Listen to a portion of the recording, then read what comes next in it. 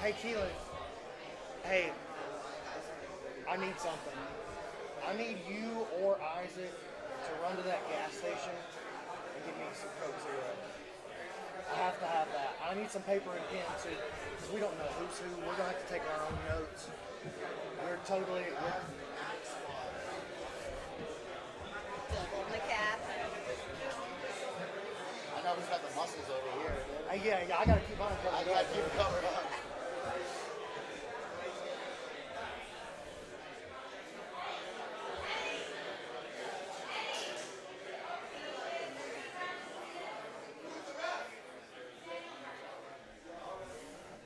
What up, Coach?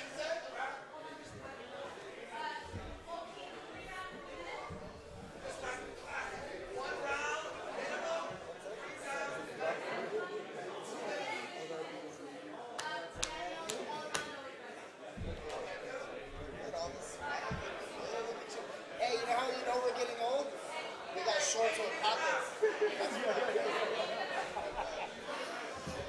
This is so much more convenient. I know it's better. It's better. I know. I hate to say it. It's just better.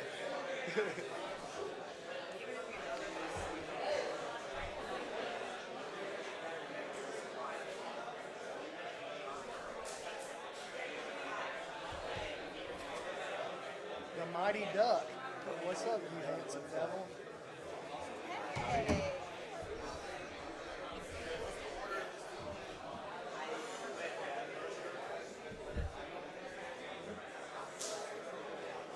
Did you send Isaac on the Coke Zero quest?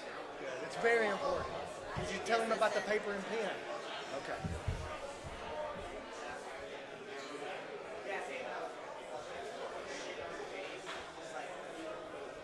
Who's playing referee? I don't know.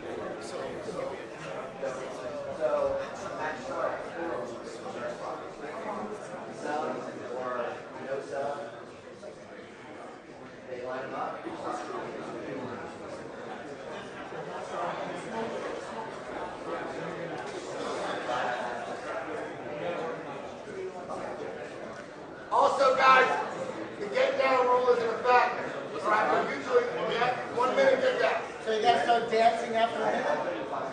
Somebody got a full guard.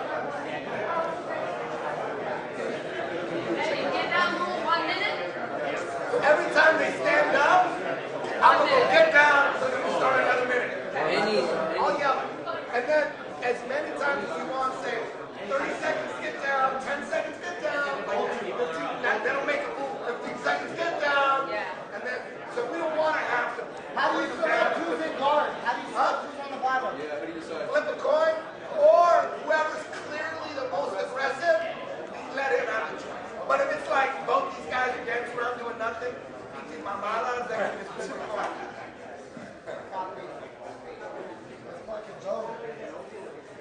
Ready?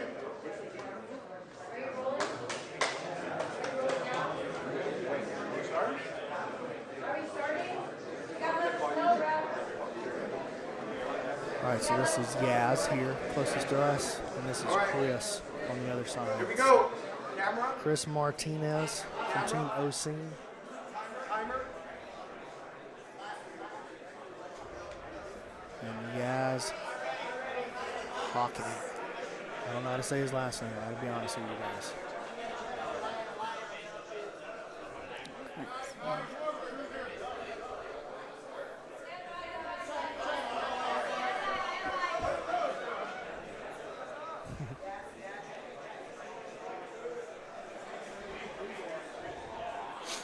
So this is Yaz, and that's Chris. Correct.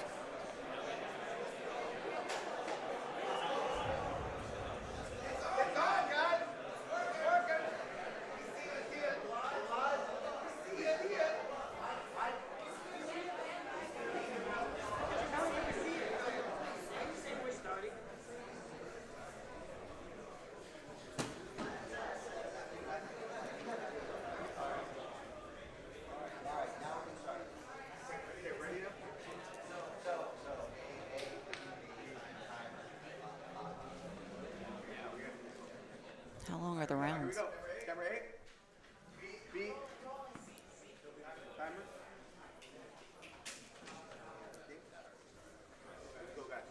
Go. All right, welcome to 10th Planet Team Duel. This is a brown belt team duel. It's team duel number 8, and we're looking at Team OC versus Team Vegas. Yaz representing Vegas, Chris representing OC. Oh, and you see Chris looking to jump to his guard right away. Yaz coming up on this top position.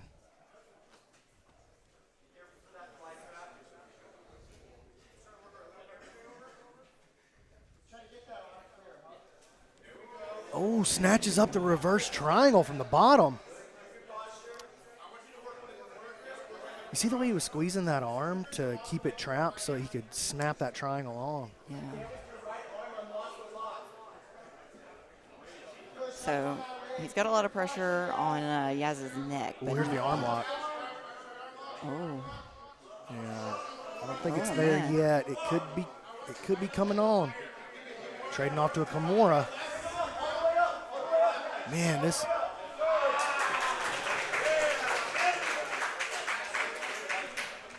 Yeah, survives. Early offense off the bottom, Chris. Nice.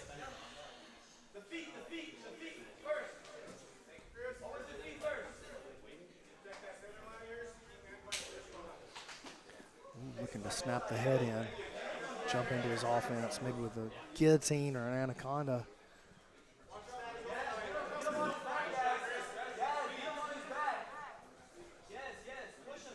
Chris really relaxed on the bottom position. Neither guy really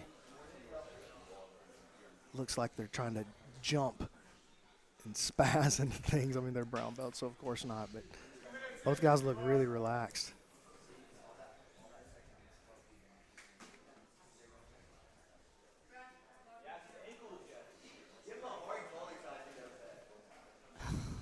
What are you trying to do if you're Yaz right here passing this guard, Lindsay? Well, so I looked to put some pressure on maybe the hips, put the knees together. Inversion, though, into the knee bar, not quite there. Passing across to 50-50. All right. He's going to try to hit this inside spin here, I think. What did Yaz need to do? Look to stand? First of all, he's got to stop Chris from exposing that heel. Standing is not a bad way to do that, honestly. You just keep the heel turning towards the ribs. Oh, he's bringing it across, and that freed the knee line. He tried to trade it to a reap. But keep just moving your body or standing in a way that keeps your knee turned and keeps your heel close to the ribs. Oh, there's the triangle. Oh, man. Missed opportunity right there. Chris has a nice aggressive guard.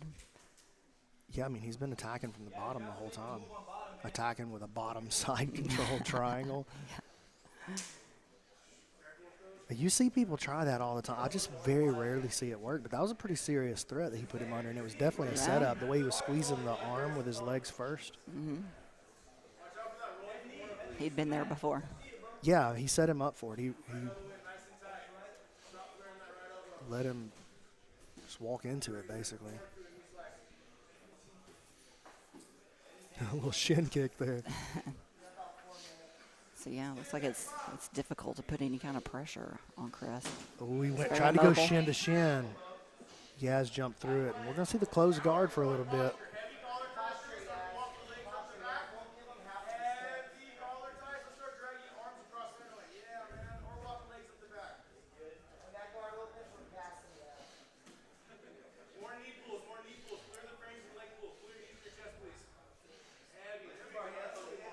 Posture broken now. Does he have a pop triangle, you think? Not yet. Not with the arm. No, I'm talking that about in his flared. game. Oh, in his game. For sure. If he's got he basically hit a pop triangle from bottom side. So he's definitely got it from closed guard. But, you know, it's interesting he's not rushing to his rubber guard. Going to the London position. Gonna play a little Sean Williams. Ooh, little eye poke. Little Elbow to the back of the nog there. No big deal. These things happen from time Here to time. comes the rubber guard. Hand on the inside, so we'll see how this plays out. Hand on the inside and a stack. This is exactly where the dead orchard lives. There it is. Ooh. But Yaz really just offering no respect for Chris's offense. He just kind of, I want to step through it. yeah, he's just willing to let him shoot things in so he can try to make something happen. Cartwheel pass attempt.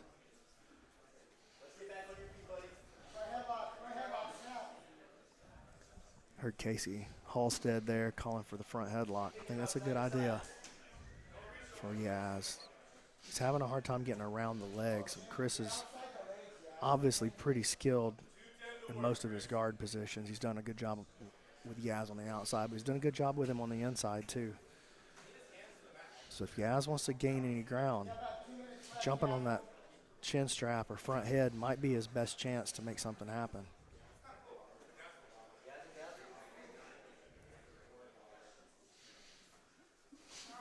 Yeah, Chris, look at him shoot those triangles. I love that.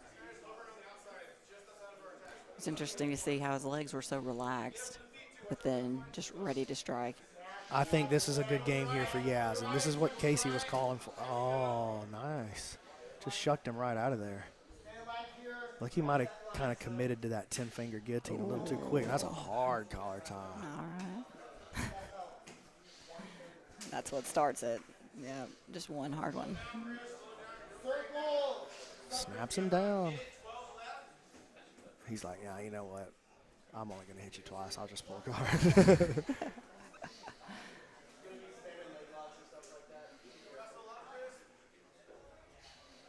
Now, remember in this quintet rule set, there is no overtime. Like if it's a draw, both guys come off the board. Yeah. So a lot of times at the end of these quintet-style matches, you'll see a lot more risk-taking, and there's a good example. The guy's been pulling guard all match, takes a long-distance shot, and that ends up with him in a front headlock. Dragged down now by Yaz. No. Not much time's left.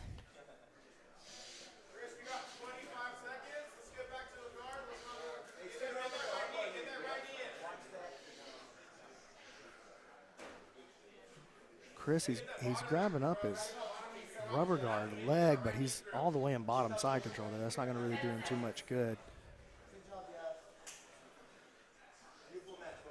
Just trying to prevent the pass. Yeah, I mean, I don't know why at this point. I mean, they're both coming off the board. Yeah, that's fine. All right, so Chris and Yaz,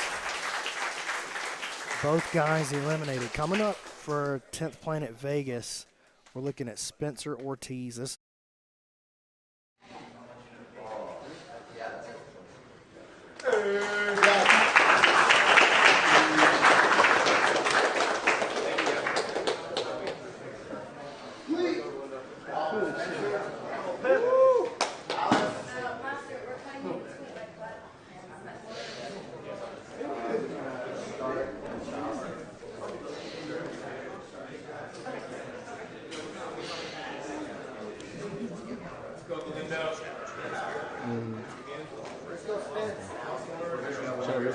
Or after a minute. Or no, you can just start anytime. You guys. Start. All right. Ready? All right. Camera ready to shoot, brother. Camera beat. Great.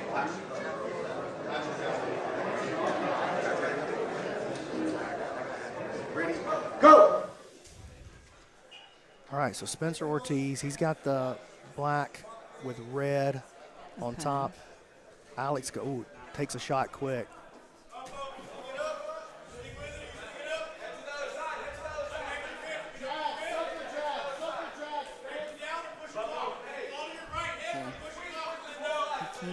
So Spencer's stuck in this front headlock. Keep the hip locked out, Spencer. Now we're going to duck him. Spencer, a good wrestler. Of course, coming out of that Vegas camp, there's going to be a ton of good wrestlers over there, a ton of great fighters coming out of there. Casey Halstead, of course, the head coach. Andy Varela, though, really running the program over there, and he's got these boys looking sharp. But Galindo's been game for it so far. Spencer tries an arm drag. 10 seconds, get down. Heavy on the head. Hey, get him off your head, Spencer. And pulling him down into this front headlock again. We got a coin? Anybody got a coin? Oh, are you calling time on this one too, or is it still running? Then the time should stop right now. The time should stop. It doesn't matter who calls it. Anybody call it. So the get down rule has been enacted. Yeah, the way that it works for these 10th Planet tournaments is if there's no takedown after a minute, they go to this seated butterfly position. Bottom guy gets 2 butterfly hooks, he gets 2 underhooks. But top guy gets top. And they flip a coin to see who gets top. Yeah, basically. Unless it's like, one guy's obviously the more aggressive player. Look at Spencer getting into this beautiful shoulder crunch sweep right away, straight into the mount, and he is working to put this arm above the head. And this is the Casey Halstead trademark here. He's got an incredible head and arm choke, and I know that he's passed that down to his students as well. It's interesting what Alex has going on with that right hand cupping the other side of the throat. Yeah, but he's exposing his own elbow over there. That makes you ripe for an arm lock. Spencer deciding not to take advantage of that. And Alex gets a step forward in his defense, but still in a terrible spot. Doesn't appear to be a ton of pressure coming from Spencer, but he is very tight, threatening a punch choke just a little bit there.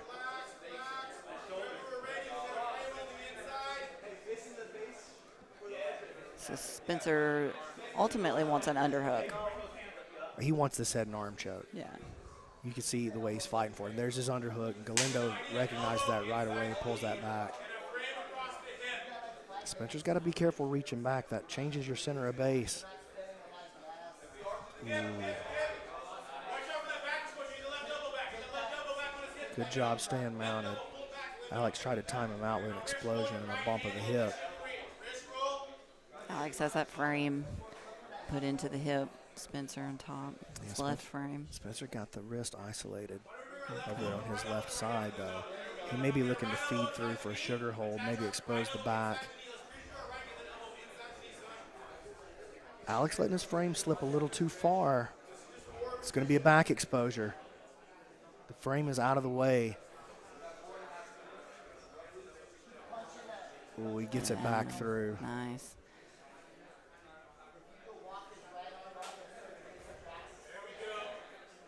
Forces Spencer to posture up. Oh, now Alex has some hands on the hips. Spencer doing good with his weight distribution, though. When he feels Alex shift his hands to the hips to try to make that kipping escape, he adjusts his weight, adjusts his posture, absorbs the impact of the hips so he doesn't get thrown off.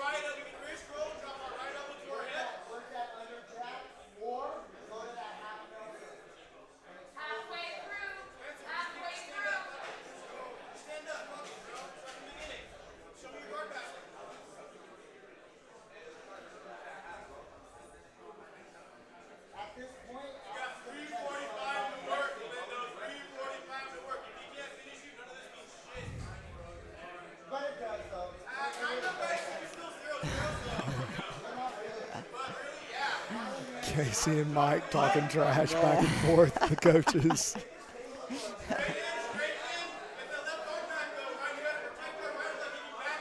All right, are they going to be willing to go for something here? Yeah, I think we're gonna see Spencer start opening up his game and taking more risk. But Galindo really in a bad spot, man. All coming off of that get down position. Yeah. So they couldn't decide it on the feet, and so they put him into the butterfly. Spencer started on the bottom. Incredible shoulder crunch sweep right away. Stayed on top ever since. Yeah, he's been mounted ever since. Hasn't even been really a hint of guard recovery from Galindo so far.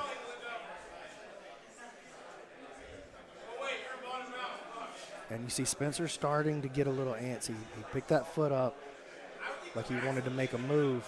That probably should have been Galindo's chance to get back some inside position, at least with his elbow, maybe a knee. Here comes the turn. Got to be careful. He's going to win that little space.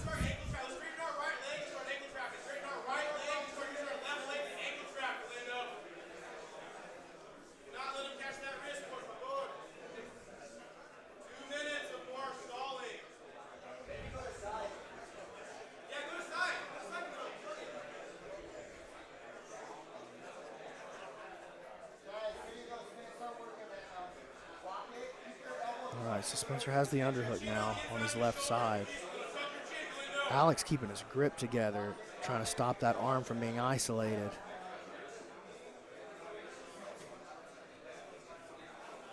Spencer decided to bail on it. Oh, he goes for the Vader choke.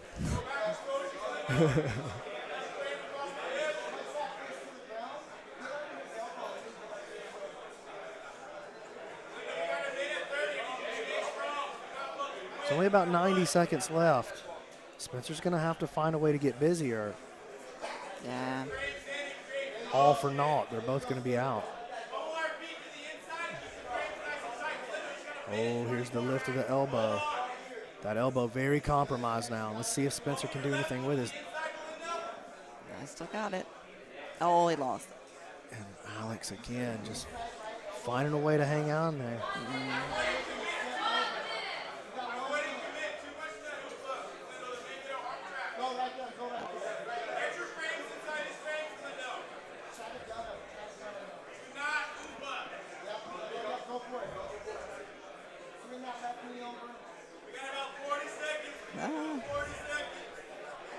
Spencer trying to move, create an opening. Roll. Let's see, Spencer going to make some kind of big move right here for sure.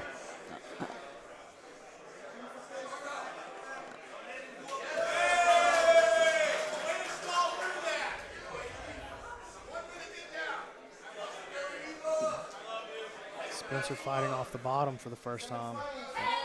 Decided that just wasn't going to go down that way. It doesn't look like we're going to get a dub in this match either. So Spencer and Alex both going to be removed from the board.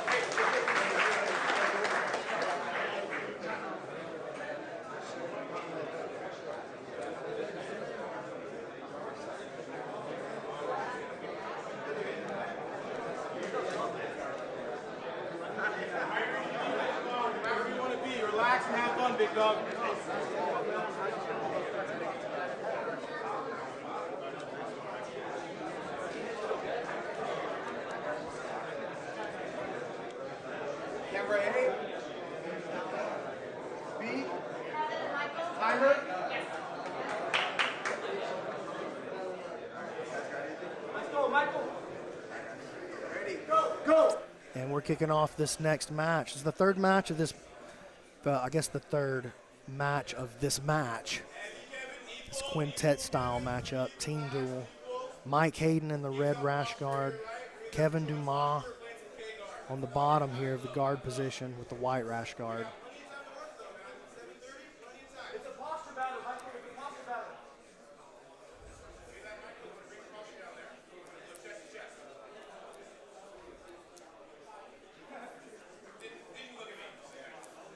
Who would you say are some closed guard specialists? Within 10th Planet? Or just overall? Like within 10th Planet, I mean, any of these guys that have really studied Eddie's game closely are going to be really good with the closed guard. So, you know, if you're an adherent of the rubber guard, you've probably spent a lot of time developing your closed guard. So I think about Ben Eddy. I think about Nathan Orchard. I think about Barncat for when I think about closed guard. Boogie and Gio, both phenomenal closed guard players. Look at this inversion here, Dumas. Nothing going though. I was just thinking a lot of people nowadays, you know, when the game does go to closed guard, you're kind of like, oh, this is going to take a little while. But there are some guys that are super dangerous from this position. Yeah, but even the guys that are dangerous, it's a slow-paced game, and it's the movements that make the closed guard work, they're just a lot more subtle. He's having a tough time getting his knee up the middle. Mike is trying to run that knee up the middle, but it's just not playing out. Kevin doing a good job keeping his hip up high, and he decides to open his guard and move into an open position. Going with the De La Riva on the outside.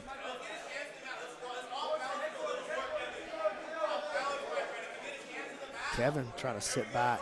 Sorry, Mike sitting back for an ankle lock. He's got to be careful that he doesn't get this thing turned into a back take. Okay, 50-50, drags him across.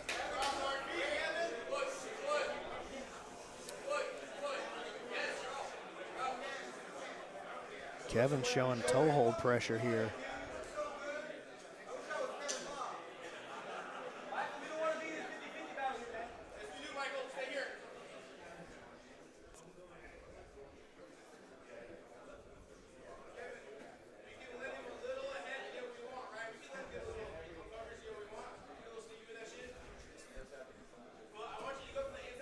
Both guys keeping their feet crossed up pretty tight, not really allowing a lot of movement.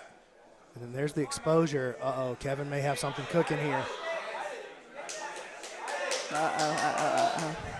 Ooh, I thought he had it there. I thought he screamed tap, to be honest with you, but apparently I'm very wrong because nobody else reacted like that. Slips the heel again. Knee bar. Oh, my God, this one's going to be bad. He just doesn't quite have exactly what he wants on the knee line. Switches off to the toe hold on the other foot. There's the knee. Ooh, he might have the knee just enough. Oh, it's so close. And the knee is out of there, man. Kevin survives. And now he's got a short straight trap that moves into 50-50. And so Mike looking like he was in trouble for a second there. And then when he got out, he dragged the game right back into 50-50. Kevin's got an exposure. He's got a bite on the heel now. Oh, man. I think Mike he's choosing to pull the grip on that 50-50 instead of using his hip to get the movement that he needs for the break.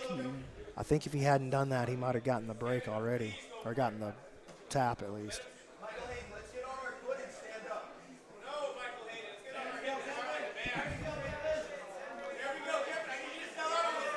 Oh, again, another good exposure. Mike on his feet looking to pass. Oh, he kept his foot inside there. I mean, he apparently feels really comfortable in these positions. Here's the reap. Oh, He's got the knee trapped. The knee is slipping, though. Man. Oh, my gosh, dude. Ooh.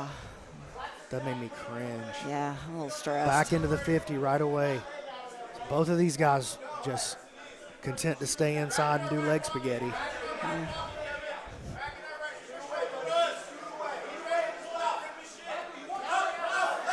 Hayden up and looking to pass now. Decided to bail out of the leg lock game, but I think Kevin's going to drag him back in there. Looking to invert. Oh! When Kevin's hips retreated off of that sweep, Mike just closed the space out, didn't allow it to open back up.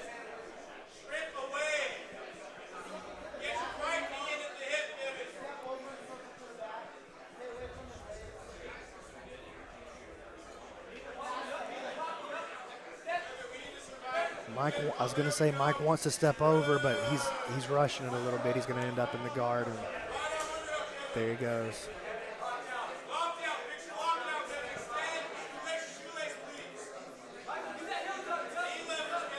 Mike does a good job avoiding that lockdown.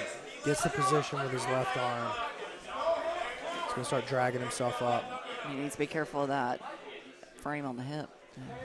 Using the front headlock to attack the half guard. I like this.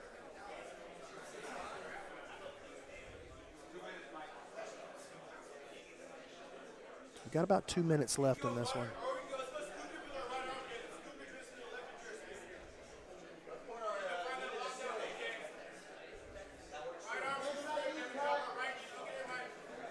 Nice pass. Saved the back take and, ended up back in the front, basically the front headlock.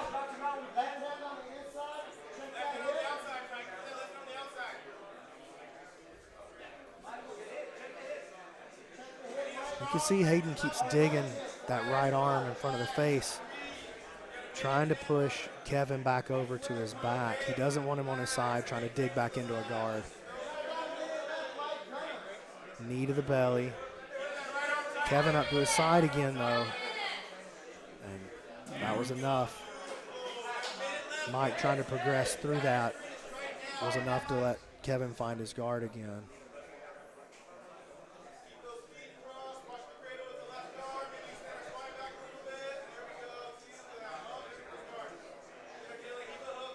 What's the main thing that you're looking for before you pass? Inside position's the main thing. I don't pass a lot to the outside or even under. It's mostly inside position passing for me. We're going to get a leg lock shootout right here at the buzzer.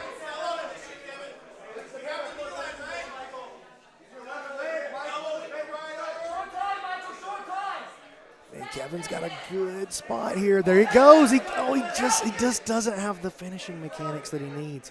I think he's got a weird angle. Well, and his Mike elbow. keeps turning his ankle like he's supposed to. He keeps trying to catch that heel hook up here on the high part of his forearm, like with his elbow.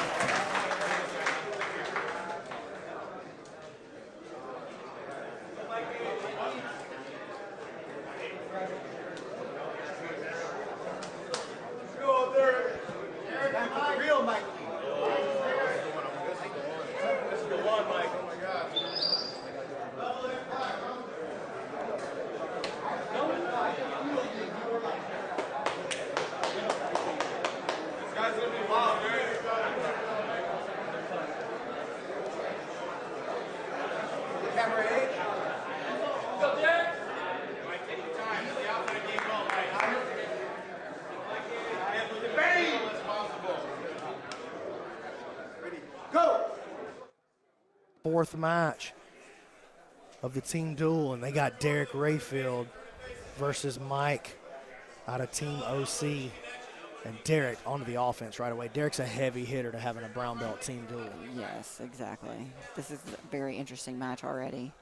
Yeah, I mean, Derek passed the guard immediately. Really didn't even encounter the guard. He just walked straight through it.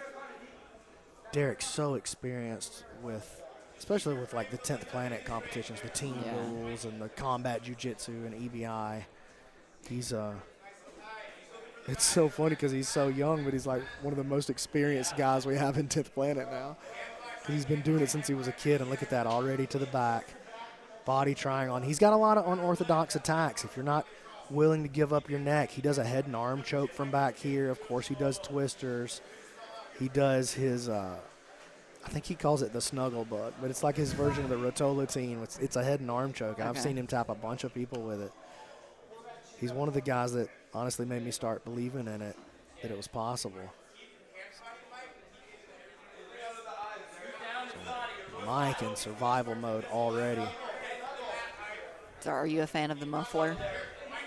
Uh-huh. Indeed I am.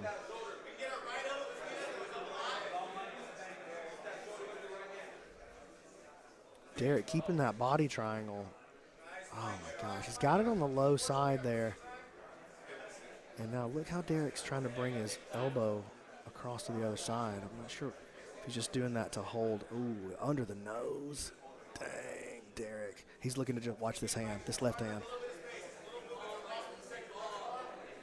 That might be enough there. That might be enough. He's nowhere close to under the chin. Oh, man, Mike's a tough dude. He's going to make Derek bail, but he almost kept the body triangle all the way to mount.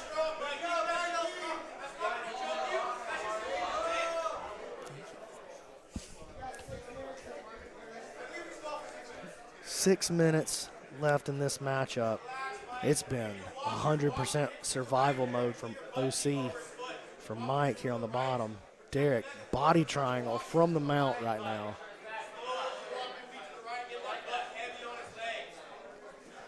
So on the weight limits, it's getting rough on his face too, man. On the weight limits, every individual athlete had to be a certain weight, right? Instead of like having a team total. It is? No, you're right. You're right. They did do a, it's like, I think it's a 170 and under. Okay. Yeah, you're right. They did do it different this time. Yeah. But a lot of times in the past it would be a total team weight, but I think the last one and this one, and I know they did it that way when we were in Mexico for the CJJ team duel. It was, everybody on the team had to be 155.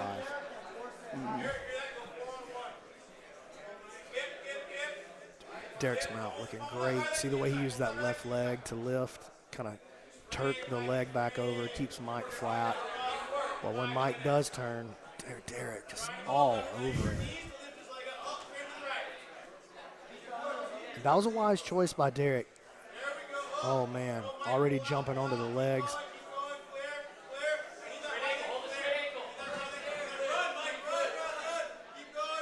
Mike survives it. He had to headbutt the wall to do it, though. Look at this passing by Rayfield, man. He just looks a great. bulldozer. Yeah. I think Mike might be bleeding a little bit. Yeah, I think he cut his head on the wall, maybe. Maybe, or Derek's forearm, maybe. I mean, yeah, it's possible.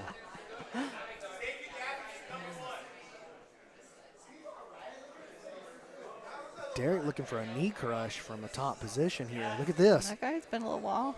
Nice. Switches off to the DOA. Mike's going to Mike's bleeding. Yeah, you're right, Lindsay. That's a nice cut. I think that might have been Derek gravity in Derek's forearm. And here's the outside heel hook. It's not quite there. Derek reaching through, but the toes are starting to slip.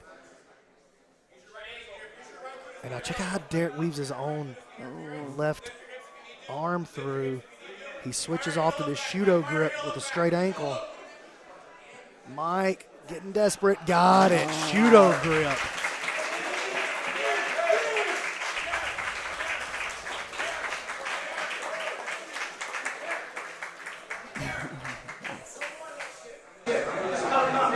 don't know, CJ. That's just forearm pressure. Let's go. Friendly competition, guys. Friendly competition. I think that happened in the Keep it real, keep it real. Winner. Breathe, keep it.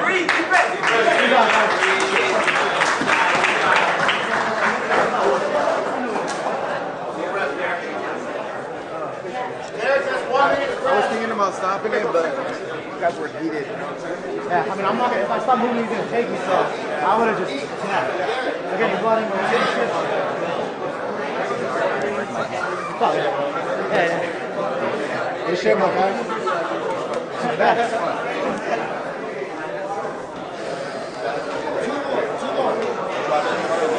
In your nose. Think about your heart rate settling down now.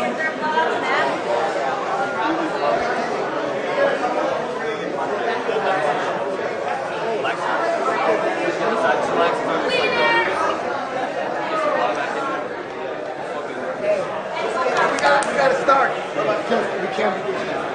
you were like this. That's allowed. That's not allowed. That's not allowed. I'm telling you that. That's not allowed. All right, next match. Here we go. Let's just get away. Here we go. Ready? You got balls, man. Because it's allowed.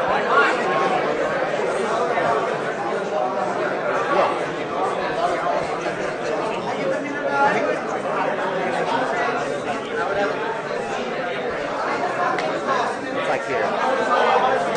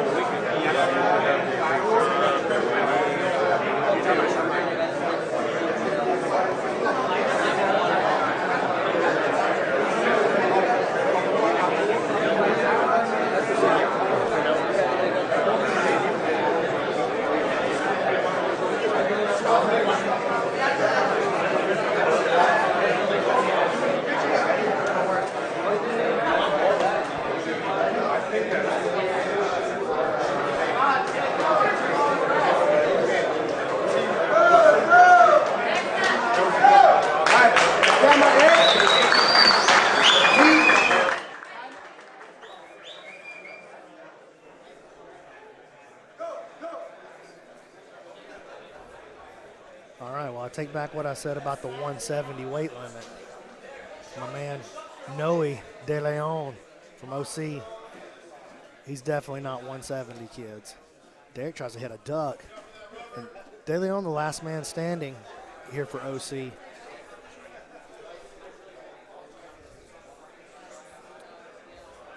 He's going to have a hard time breaking Derek's guard like that.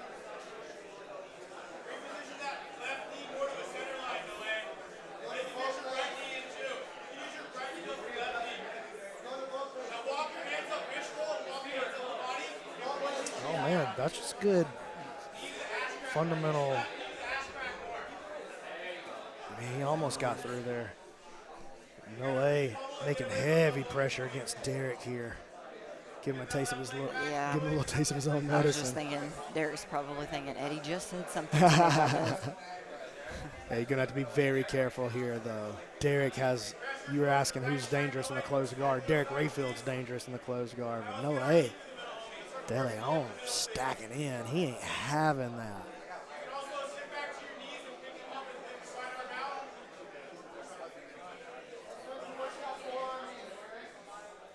Yeah, Derek wisely decides that was not worth it. No slamming? No slamming, definitely.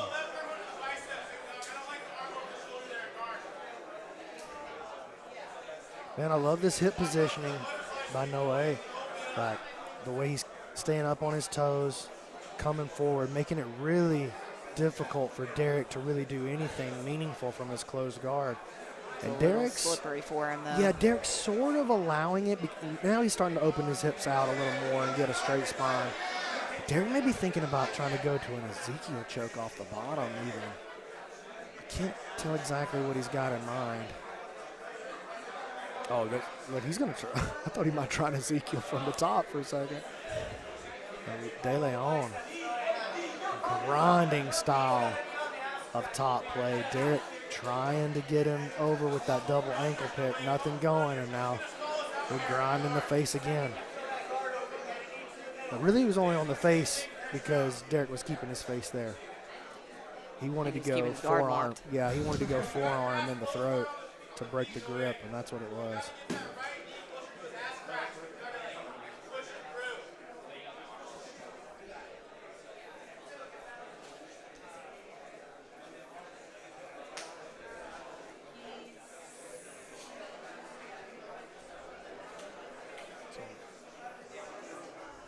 Slow pace to this one. Derek not really in a hurry, though, because he doesn't have to tap De Leon. He just has to get a draw, as long as he doesn't lose.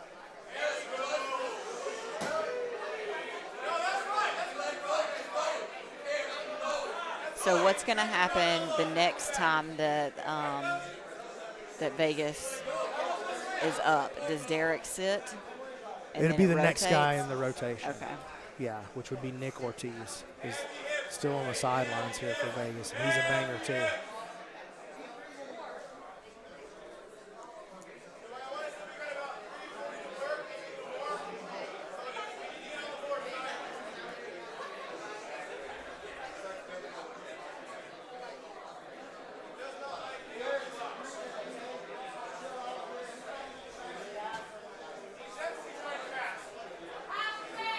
And De Leon's top game is a lot of pressure to it. And he's past the guard here. The thing with Derek is he's never really too far away from his offense because he's super unorthodox. He's really strange style. He'll throw his legs over, and I mean, he did that at the last Combat Jiu-Jitsu. He got into a heel hook from the bottom of mount. So crazy. But no way, looking heavy, classical, old school style game on the top. Yeah, so would you say that Derek's comfortable here? No, nobody's going to be comfortable in a position like that. But is he panicked? Not by any stretch. I mean, Derek started training when he was like 9 or 10 years old. He's been out here at HQ in the adult classes even when he was a kid, you know. He's been under pressure and getting smashed by bigger people his whole life. Like, I don't think he's been around since, well, not close to the beginning, but pretty close. He's been around for a long time. A hot minute, and he's been competing from day one, basically.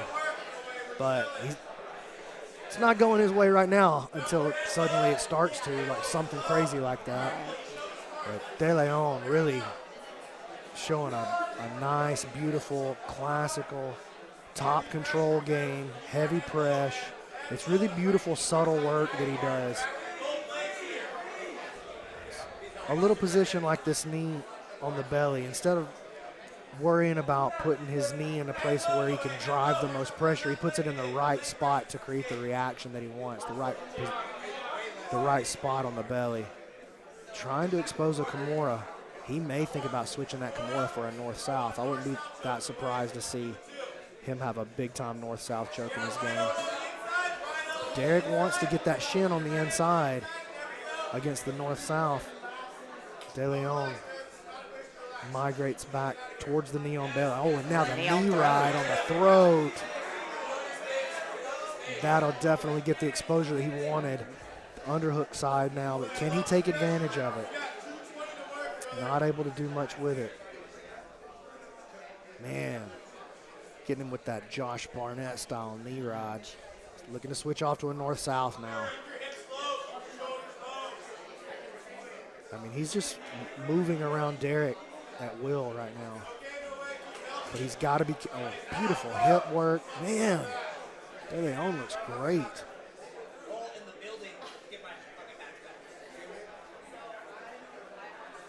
I'm super impressed by his control and his movement, like his willingness. Oh! Oh, he rips out of that arm lock, but I tell you what, that's just an example of why Derek is so dangerous, man.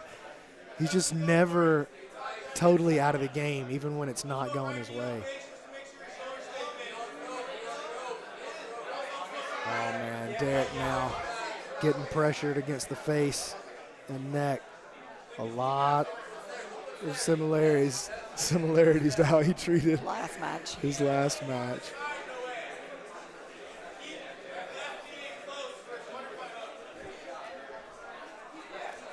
I noticed that Noe it passes really comfortably with no underhooks. Like he's just very mobile. Yeah, and you know, he's able to wrap up the elbows. Derek trying to grab the head from the bottom. A lot of Noe's ease of movement is facilitated by the fact that Derek is choosing to oh my goodness, he's going to get that heel hook. Oh my God, he's going to get it. Oh, geez.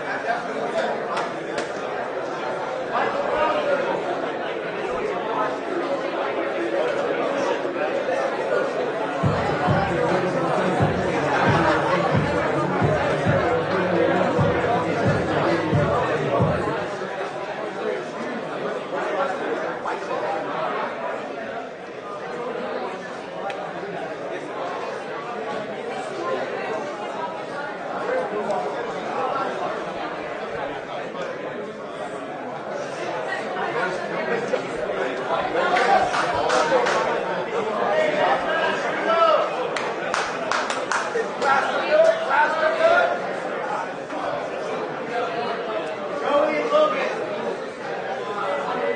Blaster, you ready?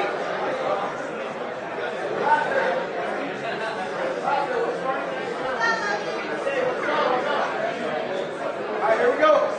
Camera A. Camera B.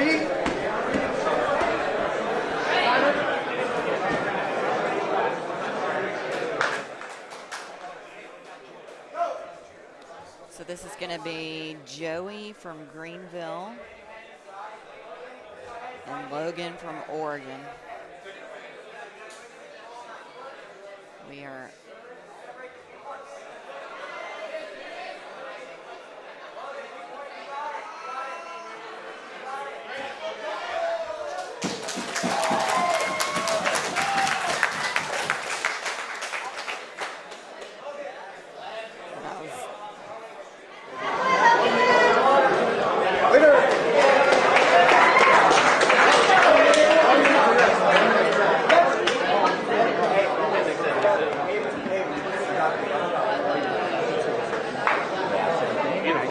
At 45 seconds, I'm gonna come bring you back out.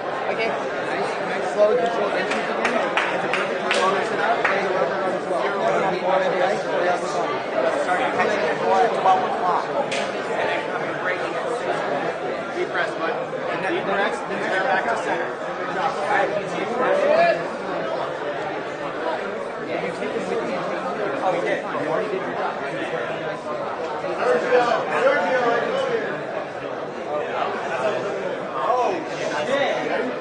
Oh, damn. All right, here we go. Here we go. Camera hit. Hey. Beat. Hey.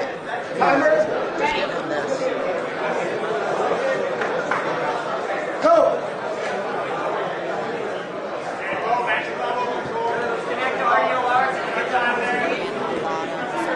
on top.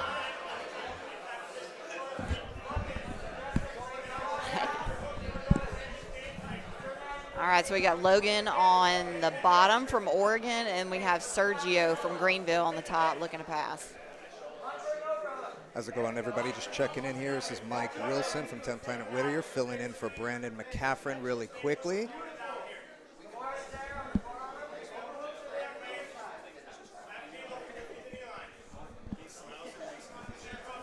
Sergio looking to knee cut up.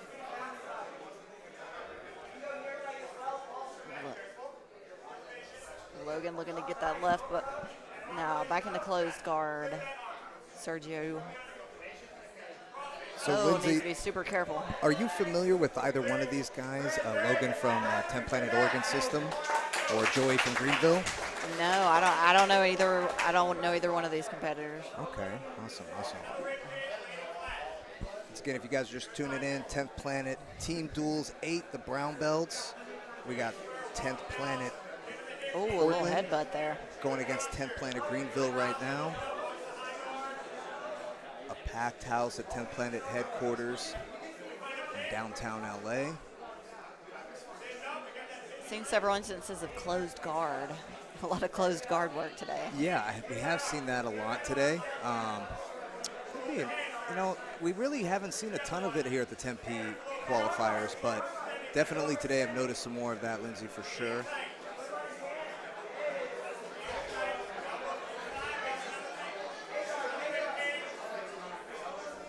Little hand fight exchange going on, guys.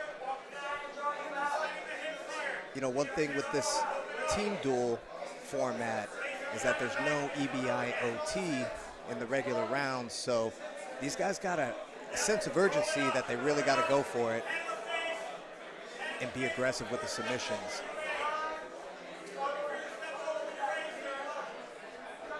Yeah, this could be your only chance. Definitely could be your only match on the day. If it's a draw, then you both sit.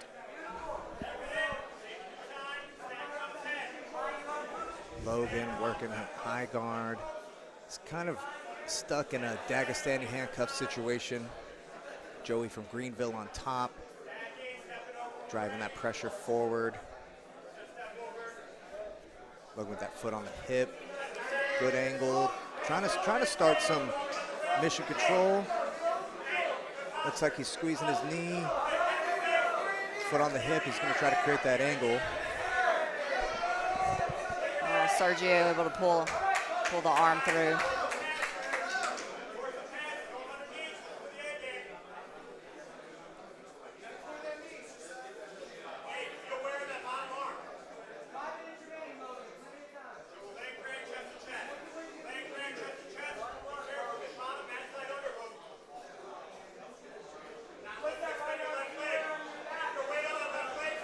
Little shin guard. Looks like Sergio definitely preferring the head control rather than pummeling that underhook. He's giving up a little balance break He needs to to be Logan. super heavy on that left leg.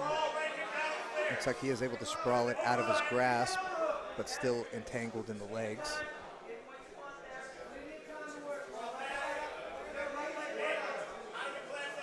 Once again, the hand fight. A little knee weave in the action. The halfway timer being sounded.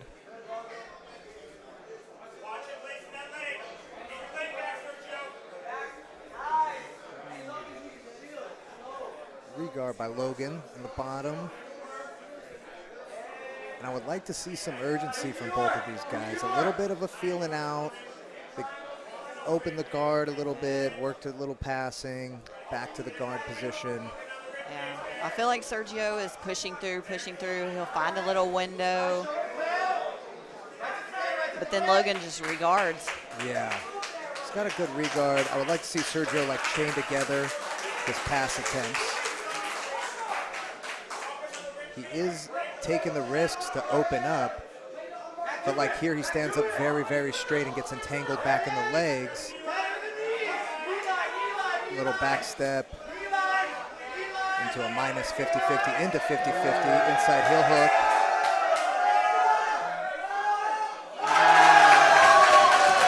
Get the submission finish.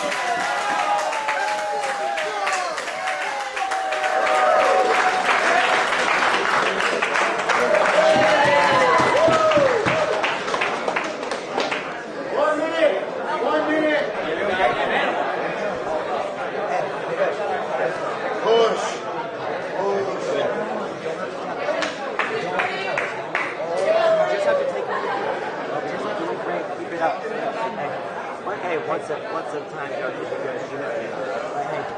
be a little more active. You're squeezing a little too much. So relax a little bit. Relax a little bit. You know you can get a bite. You can finish these guys. So focus on all your energy hitting your grip and not on the hand fight. Relax, just like that.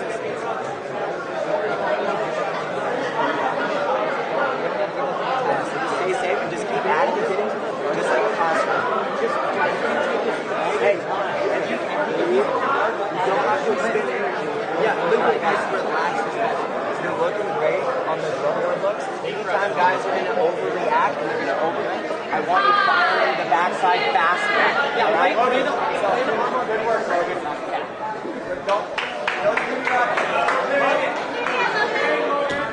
Camera 8.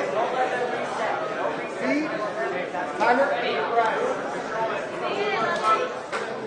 Go! Breathe, Logan. From Greenville.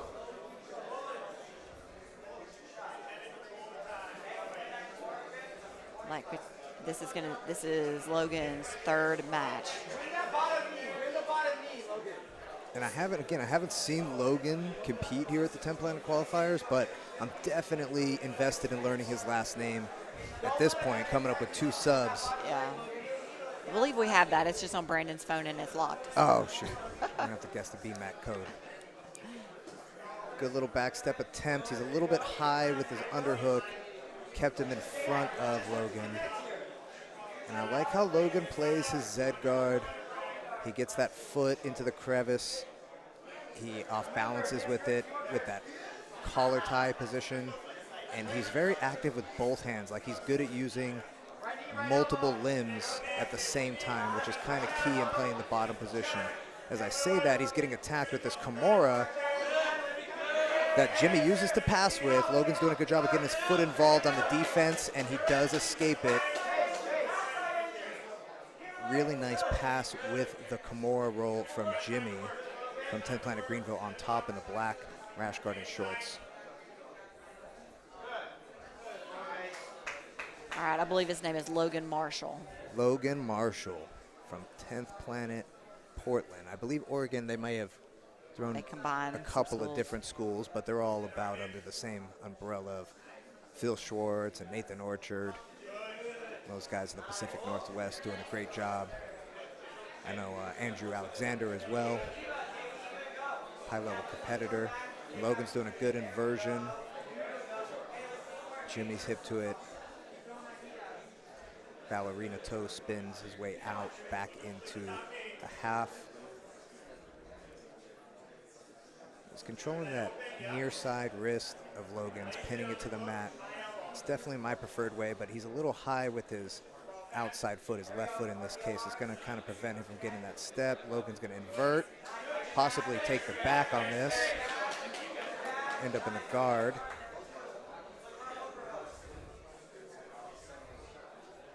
I would say Logan's inversion skills are definitely been on display here today, both regarding and attacking submissions.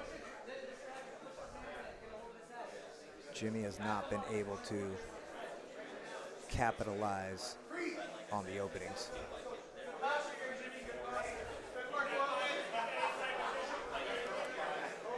Lindsay, what's your game plan here? If you're Jimmy on top, you've seen Logan have a couple of matches. You know he's got to be more tired than you are. What do you do in this closed guard about 3 minutes left? Some people have such a strong closed guard that it immobilizes you. So, I mean, you either want to, like, stack them up on their neck, try to, like, flow into the legs, or you're trying to Boys Town pass up the middle. You know, you really want to, like, push down on the hips like Jimmy's trying to do right now, trying to open up some space for your knee to come up through. Are you more of a fan of passing on the knees from the closed guard, or do you like to control like the armpits and stand up and use like a log splitter type pass? I kind of like pressure passing. Okay. I feel more like a baby giraffe when I'm doing outside passing. Center of gravity as Logan gets to that mission control position. It looks like he's attempting to maybe pump up to a dead Orchard. Tough to see the right angle from our position, but you at home, you might have a better look. Jimmy's really driving in there, but careful to not overdrive and get rolled through. Logan is just a little stacked, a little tight in the hips. Jimmy's going to give that omoplata sweep and transitions right into 50-50. Jimmy almost left his leg in the middle. And he's still under attack. He's not quite out of there yet. That was a smooth transition by Logan. You know, and he's put that on display where he attacks high and gets the big reaction for the upper body submission into the legs. Really good display by Logan Marshall today.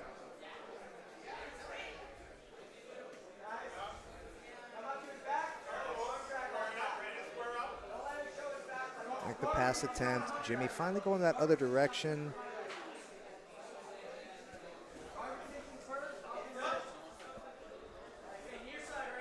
And I think Logan Marshall has proven his hips to be very hard to control, very difficult to pass. I would like to see Jimmy maybe switch off to a headlock or cradle type style of passing, because it seems like no matter what he does, moving on the outside or just trying to get through into a knee cut or into an underhook. I haven't really even seen him establish an underhook from half yet. Right. So, well, it's very hard to control his knees. Logan's knees. He's not allowing them to be pushed together, or like even from the knee shield, he's making it almost impossible to go forward into a twister pass, and he's just really controlling with that knee shield. Absolutely. And he does a good job of transitioning to an open guard, closed guard.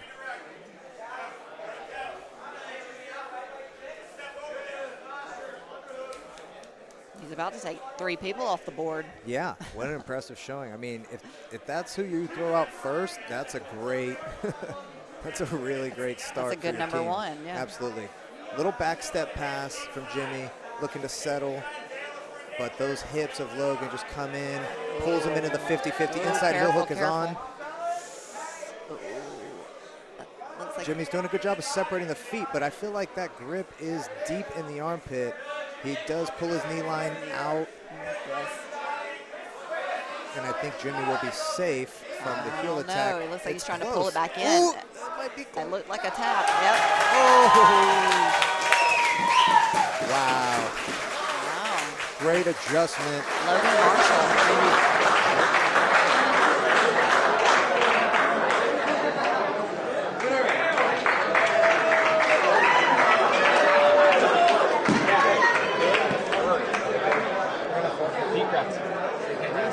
Can we do that? I don't ask Eddie. What? No, well, oh, no. No, Bill! No. Hey, you want it? You want to go team like this? All right, go kill it right now. You need to draw this guy out. Hey. Our game plan is look for clean shots. Is this their last guy? And then, yeah. Inside, let's go 50-50. Got it. Where's your minutes? Let's play 50-50, all right? I want to see your leg game. No team like that. Let's go get it. There's two more. All right. Do your best. Unless you're tapping this. Yeah. Logan, hey, deep breath right here. We trust for you. You can't do it. Good work. Good work. Use this as a way to kind of keep your breath and keep your body warm. Just don't commit too much on the overhooks. Because remember, overhooks can give you 3 knee works, and then you just put that right leg on his hip so they can't get over that pass. I'm going to hold guard for a while. Yeah. If you can't get guard, remember you can do the same with 50-50. You have excellent control. You can make a decision to get a free sub. If not, we can breathe a little bit. If they come out super fast, we just try to get the 50-50 as quick as possible. Yeah, beautiful. Just like we did again on the team. Doing great. Good, Logan.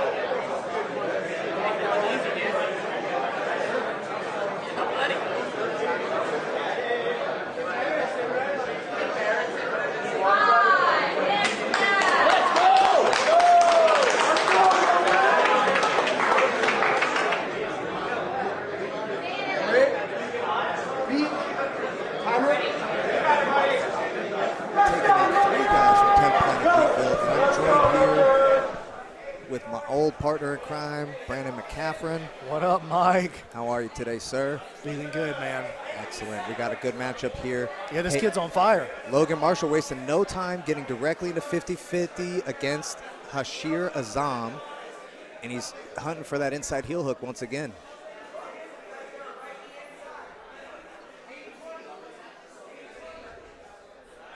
That was a good job slipping the knee line there. Nice counter roll by Hassan. I'm sorry, Hashir. Oh, Hashir stuck in the X break. Doing a really good job of ballerina toeing. Oh, he's going to give him that pressure on the toe there. That lateral knee bar pressure. Yeah, man, you can get a serious Injury. damage. Yeah, serious damage. Absolutely. Even without just the grip on the toes, if you got the right angle with the hips, good braking mechanics. That's a nasty play. I'll probably use that more than I use the inside heel hook, to be honest with you, at this point. Grabbing those toes and extending that leg. Yeah, just getting my body weight going down on the knee, on the outside of the knee. Definitely a precarious situation. There's an inside roll. Oh, he got the heel. Man.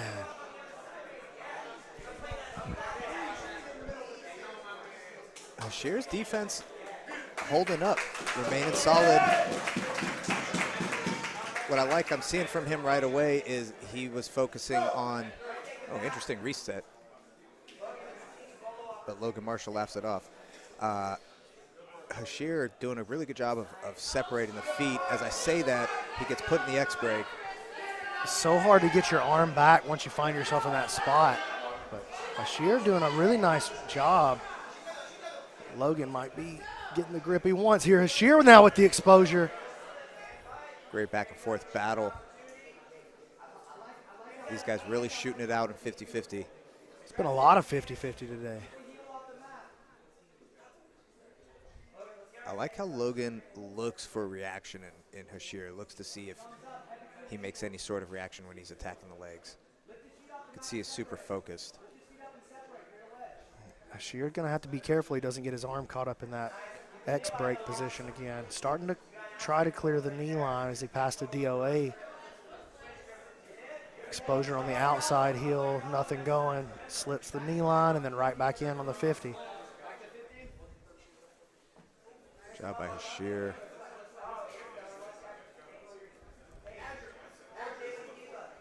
He wants to come up and pass, but the way that Marshall laces the legs, Right back to it. He wastes no time. And if you're another team here, you got to definitely take note. That bolt cutter on the foot.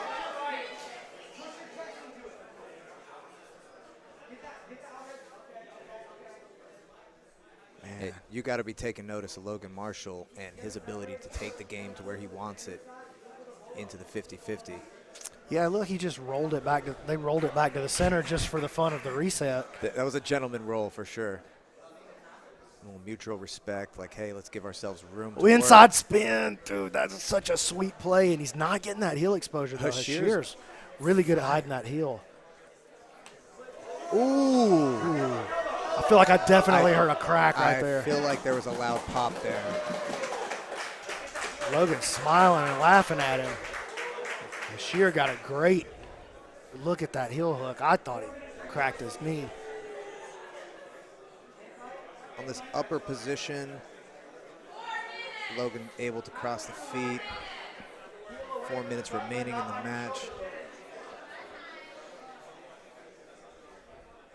Ooh, careful with this lateral knee bar. Hashir doing the right thing on crossing Logan's feet, helping to relieve pressure. I'm a big believer in uncrossing the feet first in a lot of these leg entanglement positions.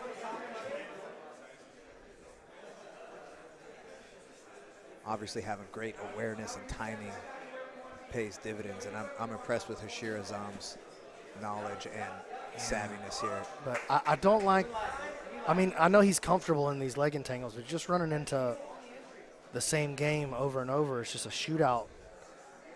But by standing to pass against a guy like that, you're basically telling him you don't mind giving up that underneath position for him to make entries with his open guard. Right, and kind of you're giving him inside position when you're starting standing like that. As I say that, Hashir gets his inside position, transfers off to like a Reaper, still in the inside heel hook danger position. Oh, I think we got a little kind of a Cummings trap. Oh, looking to get a good, he's got a good forearm connection. Hashir's left leg is stuck. It's trapped in there across his body. He needs to lift Logan's top leg in order to free his left leg, because right now his right leg's under attack and Logan's working to finish. See that kind of a Cummings trap right there, B-Mac? Yeah. And he's constantly pressuring that corkscrew, but makes it out. It's good defense. Yeah. Both guys really, really savvy with their leg game. Yeah, they are. And again with the standing pass, I mean, we're going to see him get underneath again. Coming a little lower now. I think this is a better play if you want to stop him from making those entries to your legs. Yeah, I would definitely want to get chest to chest on somebody like that and minimize how much I'm standing in front of them and giving them access to my far leg. And, you know, honestly, a lot of guys who have spent that much time developing their leg game, a lot of times if you can get through that initial attack, that's the way to break them down, get them into some places where they're uncomfortable, because a lot of times they haven't spent the time with the more classical. Yeah, they become a specialist a lot of the time, especially good 50-50 players. I would say that's a fair representation.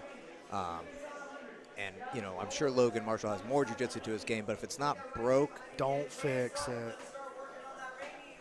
And his game so far. Oh, there's a nice corkscrew attack. Tight on my ankle. Yeah, going to the sock lock. Getting those big reactions, and Logan smiles. That's a smile of a 20-year-old with rubbery joints. Again, when Hashir goes to stand to pass, Logan laces. He basically does him and Ari roll, just laces up the 50-50 instead of the honey hole, though. Yeah. Brings that rear leg in from the back side.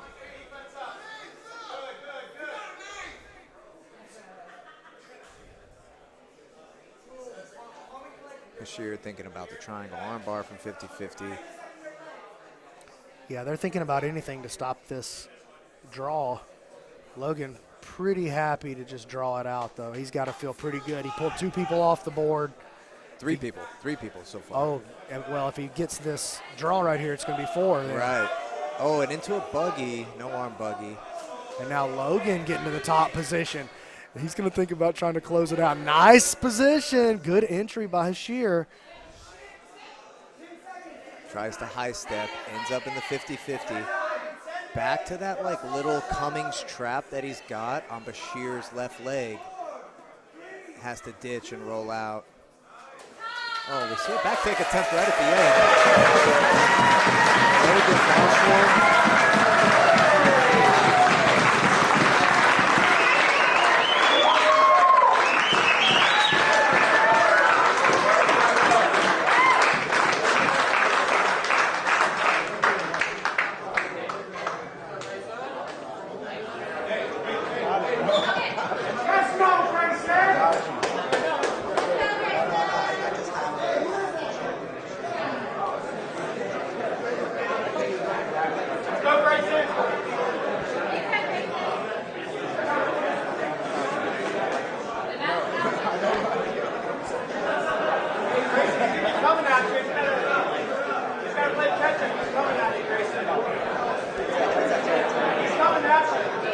Step back and you're right.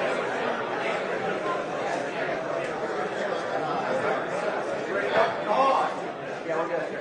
Okay. Number 8. Beat. Timer.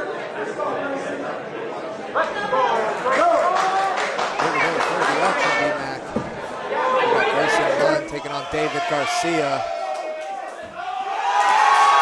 Look out, Munn getting busy right away. Munn with the double over lateral drop. Garcia working his lockdown. And in that double over lateral drop, Grayson did not have any sort of underhook, so now he's kind of clinched to that head. We're seeing a whizzer here as David Garcia working that lockdown. Beautiful lateral drop to start the match. And it looks like Munn might be hunting that Japanese necktie. It looks like he's trying to create that cervical pressure. Garcia recognizes, does a good job of getting his head out of there. Oh, look at Garcia. Moving with that pressure, sweeping back to the top position. Just, man, that was just great guard work. The way he moved with the shuck on each side, because Munn hit him with a good play. Yeah. He tried to shuck him to one side, followed when David countered. David counters the counter, follows up, ends up on top. Beautiful display from David Garcia. I've seen David Garcia compete a couple times here. He's good, man. He's a hammer. He's really good. He was in the PGF last season, and he was outstanding. He's definitely one of the better unknown grapplers in the 10-piece system, in my opinion. He does it all. He wrestles well. He does have a good guard. I've seen him play legs. Strong back. Strong. Very powerful for like a 145er. Great back attacks. Good mount. He's very well-rounded. Tempe Lombard product. Training with Manny Vasquez now. Both those guys coming out of Illinois, making their way through the South. I wouldn't even consider South Carolina the South, Mike. That's Yankees to us. Oh, really? Yeah. To Alabama's? Yeah. That's a bunch of Northerners. Northerners in South Carolina. Check out the body lock by Garcia. Oh, nice reversal by Munn. And man, David is tenacious. Running that double. Wow. David Garcia. Look at the dog go. All the way into the body, trying on David is very, very good here. Munn staying alive, clears the bottom hook. All the way back to his guard. Strong attack sequence from David Garcia. And I'll tell you what, even if David were to put Grayson out of here and continue the match, he's going to be tired because Grayson's putting him through the paces out there. No, absolutely. You could tell Grayson Munn definitely has some prior grappling experience on top of his jiu-jitsu. He looks like a solid wrestler, but I did see him take a couple of deep breaths on there from the bottom position with David Garcia on top. I think he might have surprised him. He didn't really know what to expect with David Garcia, because you look at him, he's not a huge guy. He's a 145er, but he's proven to be able to handle the strength and the size and the wrestling difference. Munn falling back on an outside ankle lock. Good job clearing the foot off the hip by Garcia.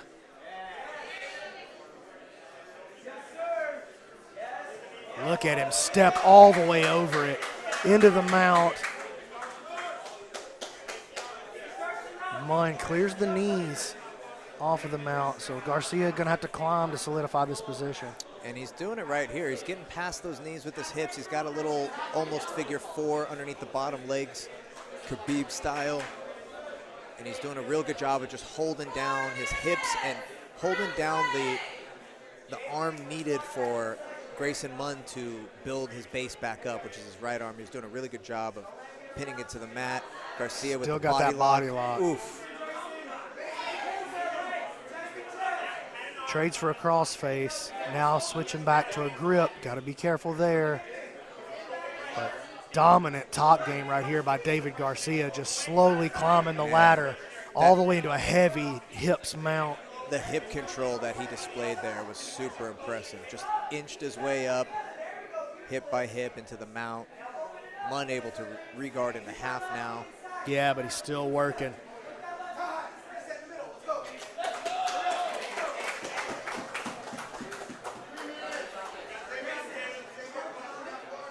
Top half guard with the crossface and the underhook.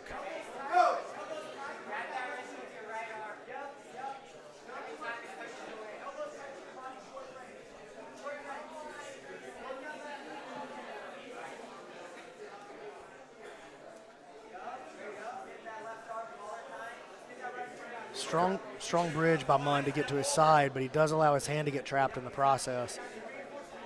Yeah, Garcia's got that handcuff on him. Munn knows what to do. He's putting pressure on the wrist, laying his back flat. He's going to force David to let it go. But David's doing a real good job of staying in that gut wrench position, uses it to backstep pass. Beautiful work. I mean, Garcia looks so good right now. He does. Into the mount. With the smother, getting the hands up, reaction from Munn. Heavy hips too. Look at the weight that he's putting down with the hips.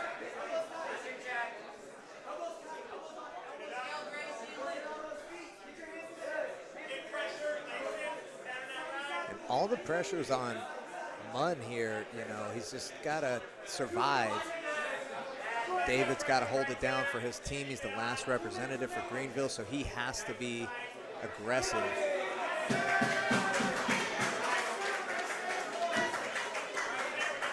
David's starting to dominate the guard of Munn now. Yeah, he's kind of figured out his movements. He kind of feels where Munn likes to move, and his hips are beating him. Set up a truck roll here. I like the patience from Garcia. Yeah, needs to be aware of that backside Kimura there, but he's going to try to switch it off to his own Kimura. This is a good play for him. See if he can follow it through to a dominant position. Maybe this rear triangle comes out of it. Oh, elbow on the inside though. Great back take. Man, beautiful movement. Garcia's just in total control of his opponent as well as his own body movements, and it's really special to see. The problem though, Mike, in this rule set, that beautiful control is going to turn into a draw. Right. And it's going to take his team off the board. He's going to have to take a shot, take a risk right here if he wants his team to stay in. Munn survives.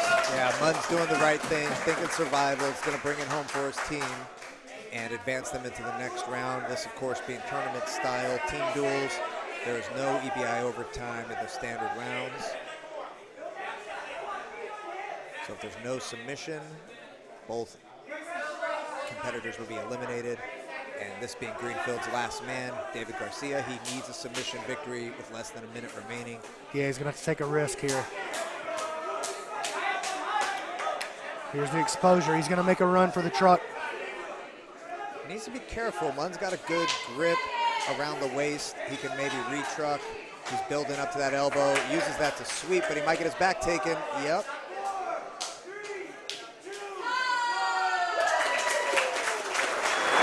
Great display by David Garcia.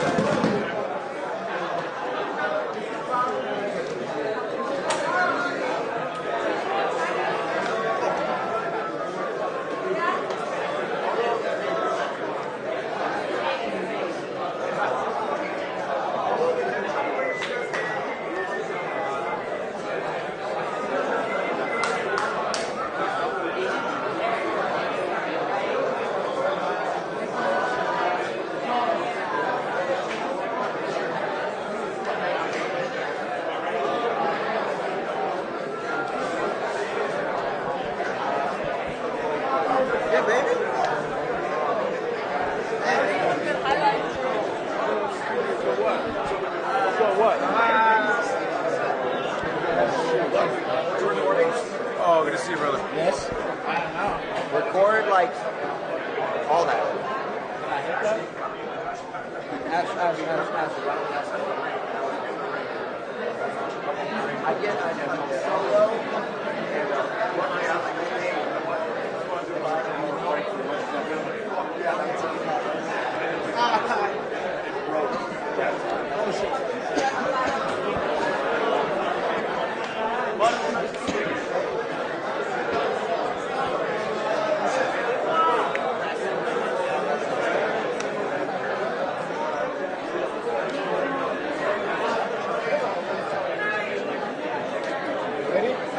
Yeah, I'm ready.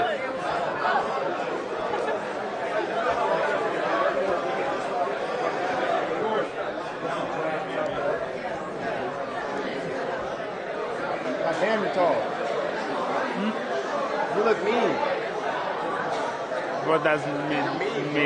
Mean это свирепый.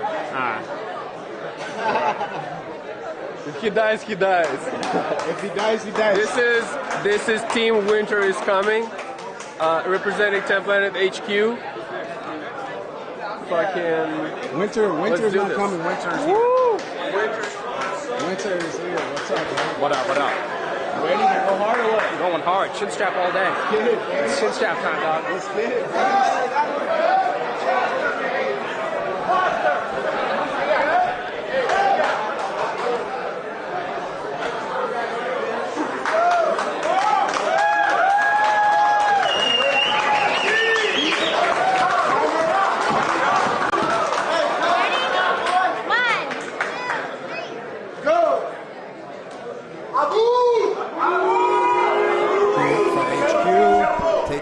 Ortiz from Vegas.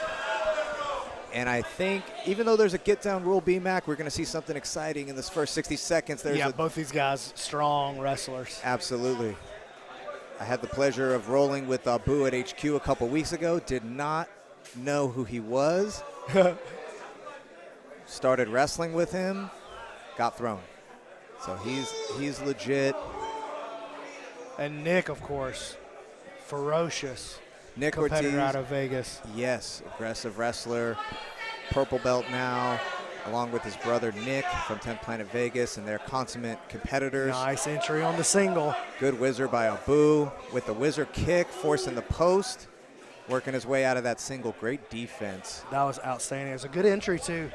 I thought he was going to look to counter with that scissor leg there. A little duck attempt on the other side from Nick. Yeah, Nick, an underhook guy, Abu, an overhook guy, so this is going to be interesting.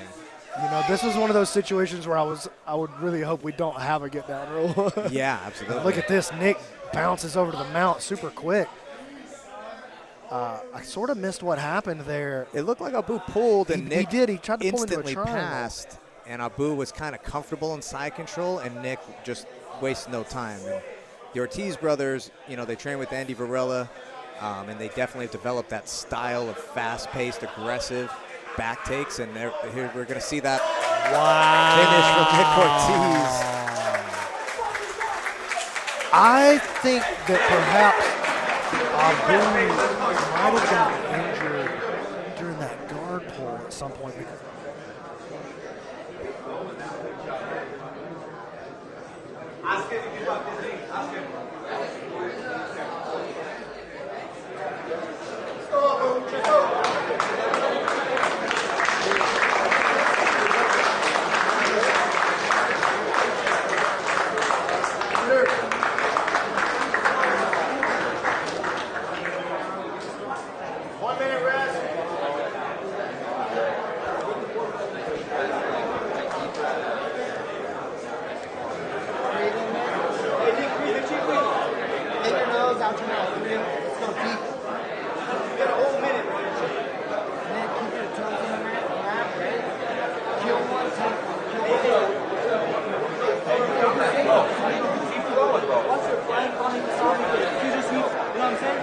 I'm kind of like bending it. Yeah, as long as you know it's there. Keep training your hands tying together. You put 3, 4, 5 together. Hands forward. You're finding your foot. This guy's going to fly. You're trying to fly with your legs, fly with you like this guy. Head and hands forward, toes in the mat the whole time. He's going to try to make a move. If he pushes, you know where to go, north south. The first guy, I took his back and I said, give me that fucking neck, boy. And he tapped right after that. He doesn't understand you, just make sure you don't leave your legs too close or too long.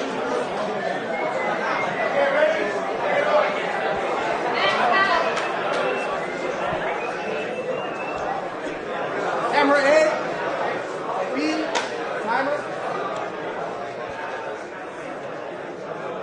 Go! Star. Competing all the time. And Eddie just loves Fedor. One of the interesting things about Fedor, he's really aggressive, but he's also very relaxed and calm style as well. So he never looks like he's really flustered. He does have that Russian stoicism. I've seen him in trouble in tournaments before, and he really does, you can't tell. Very calm and composed. I expect him to play guard here. And I think he's looking for his grips that he likes. Yeah, I was going to say, Nick thinking about getting on that duck for sure.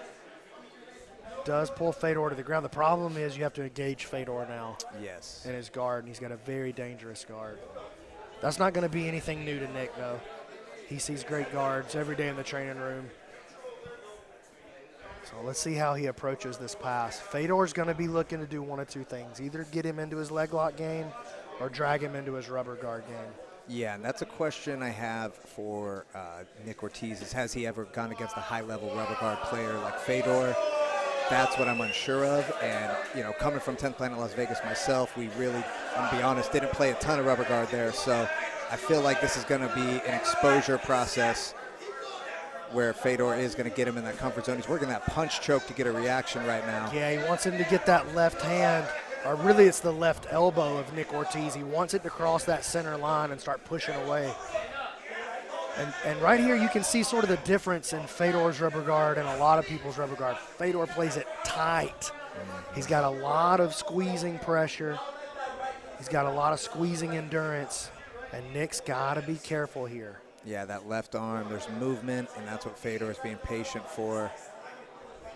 He wants to drag him into that dead orchard. Uses the meat hook to try to clear the head. Working that elbow to the inside. Ortiz times it out nicely. Good slip by Nick Ortiz. But he is in the closed guard of Fedor Nikolov, and he's right back to it with the arm zombied as well. Be careful with that hand there, though. It's exactly what Fedor's looking for. And, you know, Nick Ortiz may have prepped for this because Derek Rayfield, you know, does have a similar body type to Fedor. And Derek is obviously a really, really dangerous rubber guard player. Super high-level rubber guard for sure. So maybe he has spent more time in this than I give him credit for, but I know Fedor's squeeze is ridiculous. Haven't been in it. All right, Nick got to be real careful right here. Could get exposed for this triangle. And there's the clear on the head. Nice job, pushes him back out to the other side. Ortiz with great base. Doesn't look off balance, even though he is kind of getting his hips separated across. Looking for that go-go. He's looking to pull. Oh, that's so tight on that omoplata. Yeah, and I think Nick's going to work his way out of this one, though. He started to create the angle. He's got his right knee sort of forced to the inside there. Yeah. Forces Fedor to bail back to the triangle and not let the whole thing go.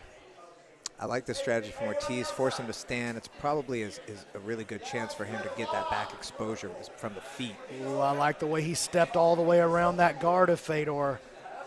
If Fedor, though, can clear that butterfly hook back to the inside, he's going to have a chance to get into his game again. And there he goes, back into the butterfly guard.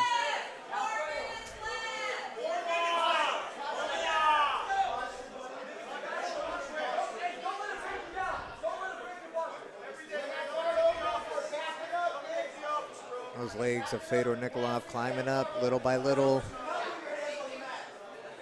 Ortiz highly aware.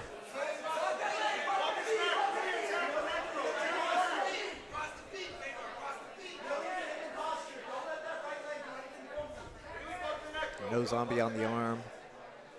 Ortiz is doing a good job of pinching his elbows, controlling the inside position of Fedor's left arm.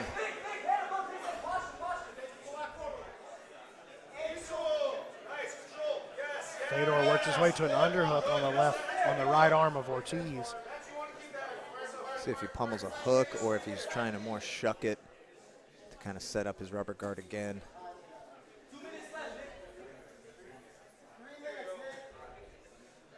Fedor trying to clear the head early this time, get straight into chill dog.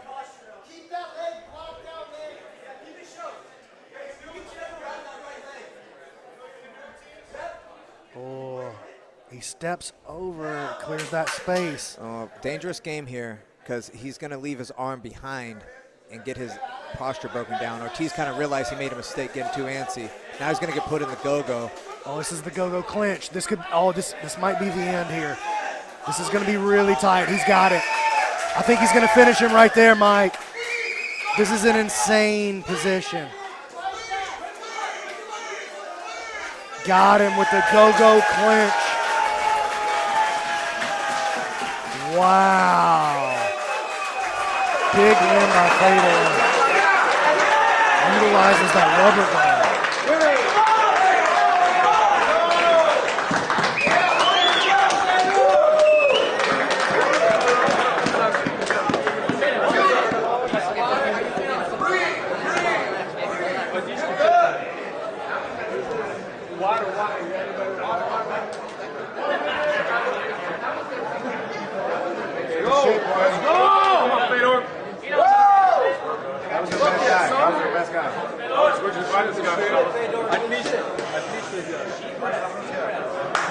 That's what I'm talking about, Fedor. Inshallah. Every day,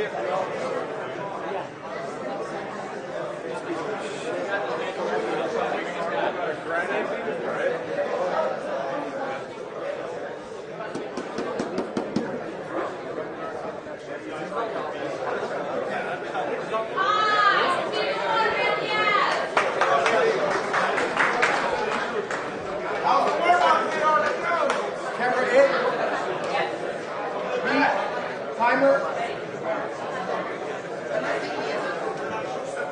Go.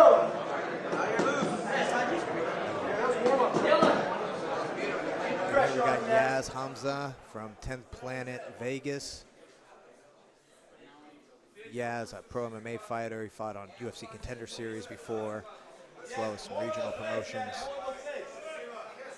Good wrestling. He's got an pretty much unlimited gas tank. He definitely has the go button, but he's biting off a big order in front of him. Yeah, giving up some size as well. Yeah, some size. I don't know. I couldn't say for sure with strength because Yaz is definitely one of the strongest dudes I've ever rolled with. He's not more than 155, but he's crazy strong. As you see there, he picks up and blasts through Fedor Nikolov, but manages They almost killed Franco. He manages to stay up on his feet and hold Fedor's weight in the air, a testament to Yaz's strength. Yeah, and he did that for Franco. Yeah, no, he stopped forward momentum. I would have slammed him straight down on Franco's head, dude. Franco is not the floor. Shout out Shamanic Jewelry Maker. Good posture from Yaz with the body triangle. Body triangle with the underhook on the leg. He won't be able to cut the angle that he wants with the body triangle, but he could cut deep towards an angle and then unlace those legs at the last second and pop off some offense, maybe into a far side, like a shoulder saddle or even a K-guard entry. But sides to bail, Yaz framing, keeping good distance. Yaz doing really good with his posture. It's definitely one of his stronger suits.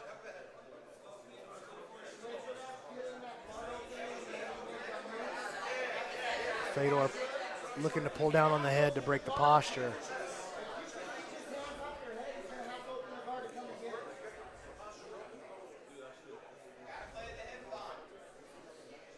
Yeah, it's doing a good job of just keeping the distance and making it tough for Fedor to posture up. Even when Fedor inverts under the legs, Yaz is doing a real good job of not dropping his upper body posture.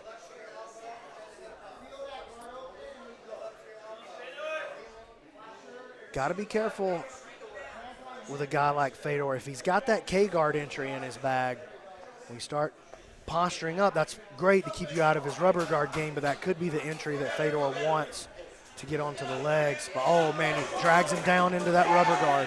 Oh, no. Great work by Yaz. Dude, he just refused that. Yeah, he just said no to that one because he postured up, realizing he was caught. He tried to limp arm omoplata escape. Yeah, I thought he was caught right there for just a second. And I feel like Fedor does these stand-ups strategically to get the grips he wants to pull guard, and thus keeping their posture broken in the process, and allows him to set up his game right away. I think he kind of realizes it's a little tougher than he wants it to be to break Yaz's posture, so it's better to set him up from the feet.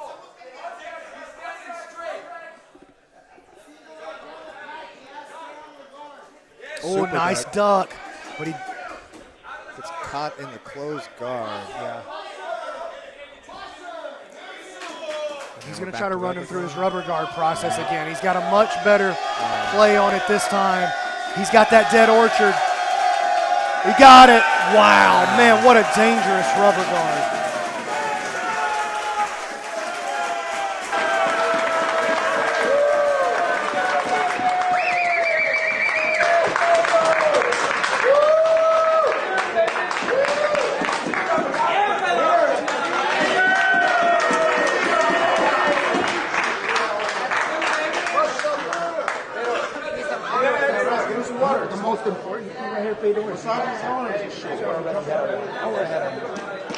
It'd be great if you tackle him, but if you're too tired and you can't tackle him, do not let him tackle.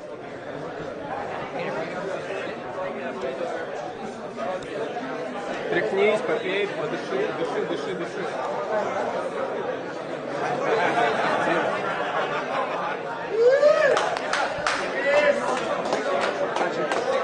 Let's go, Fedor, let's go. Every day the opposite, they have no guard.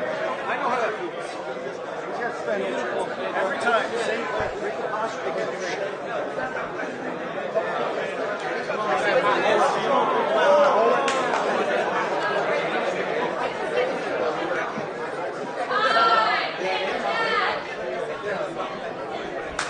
Take him out of this, Dale. Take him out. Camera in.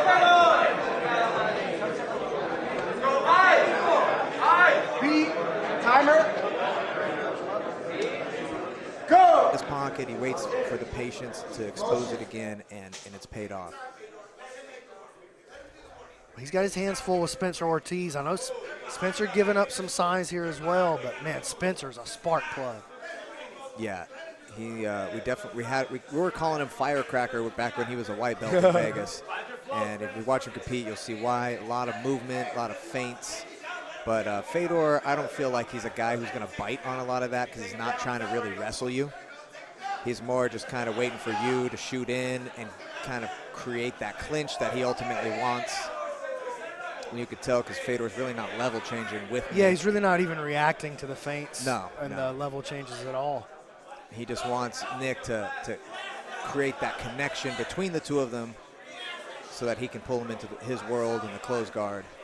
And you can see, honestly, it's got Spencer like a little confused on what he wants to do because Fedor's not trying to stop him. Right.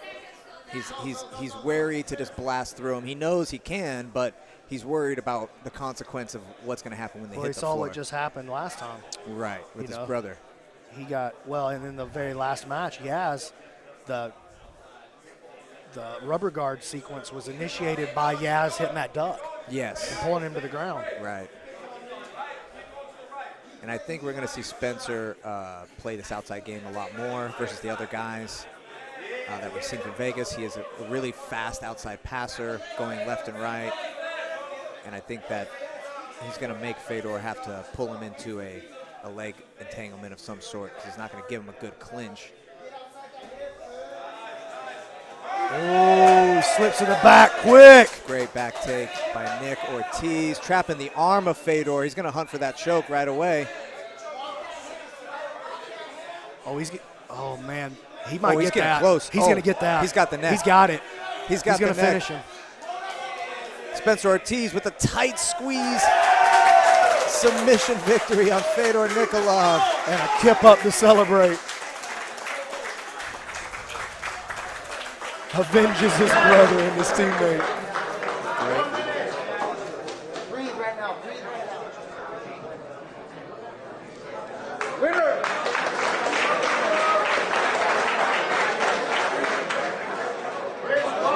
Warm up. Hey, you got 46 seconds. 46 seconds. Hey, give me 3. It's next.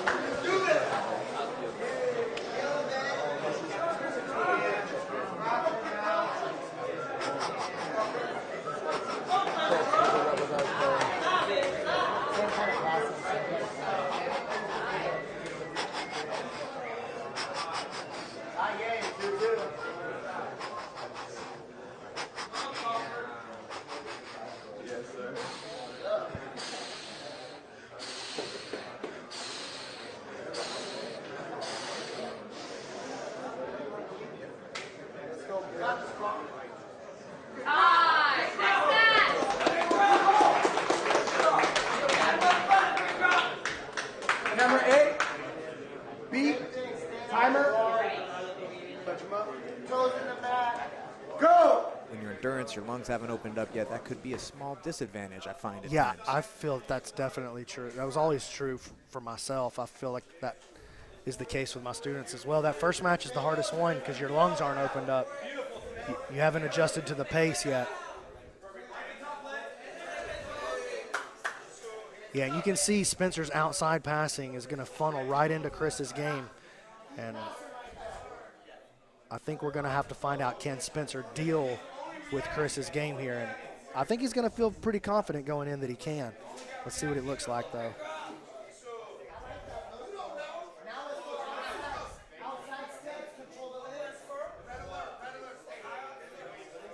Spencer looking to step into a leg drag. Yeah, I definitely think some endurance is coming in a factor right now with Spencer Ortiz. He's breathing a little harder than I've seen him in the last couple matches. Eddie and Casey are talking trash. I didn't hear it, but I hope the camera caught it. It's all love here at the 10 Planet Duels. Ooh, into the armbar. Oh my goodness, he's gonna get that for sure. Chris in big trouble again. Oh! Spencer Ortiz on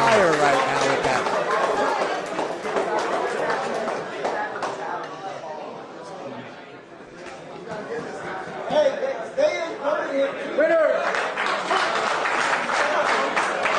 1 minute. 1 minute. Who said that? Get some water. Hey.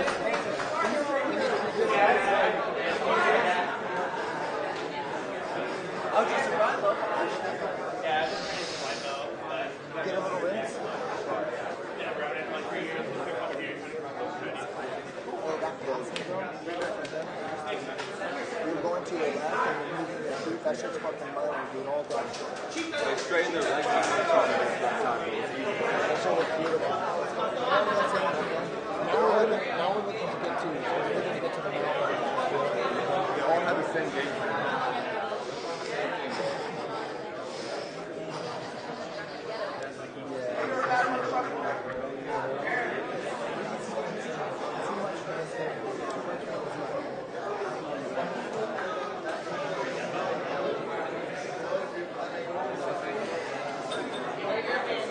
Time! Next match! Anthony in the center!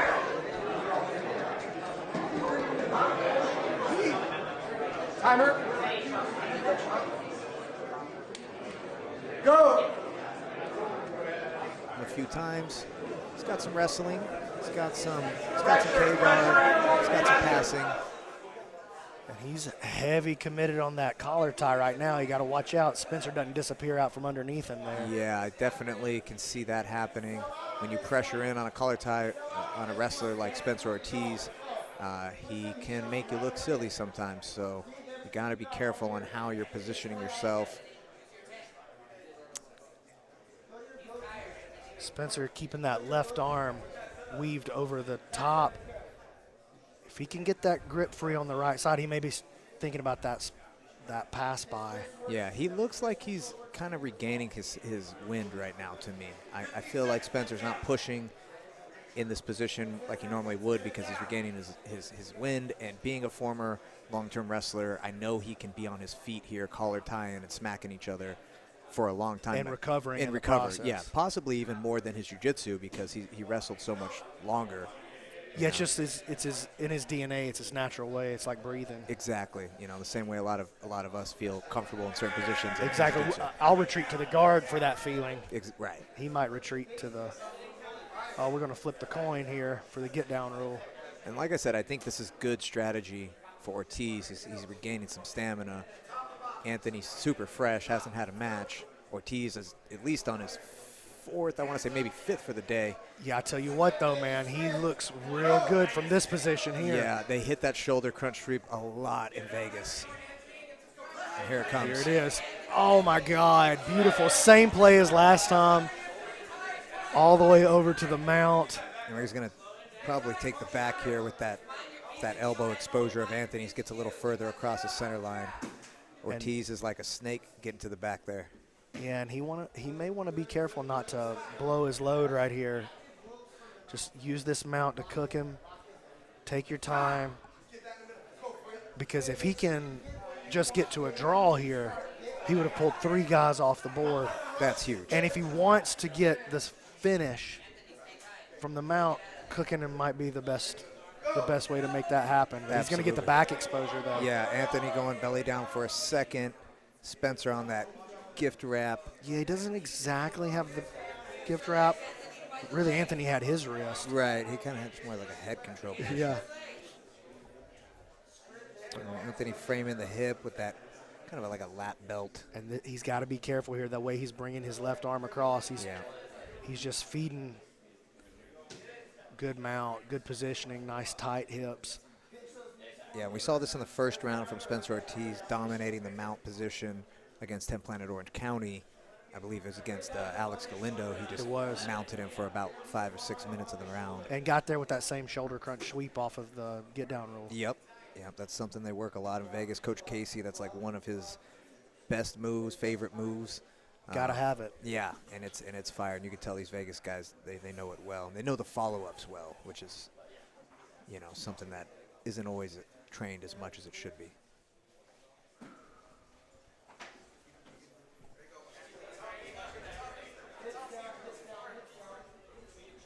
Ortiz, like, gives up some space, trying to maybe get Anthony just to do something, make a bigger attempt at escaping.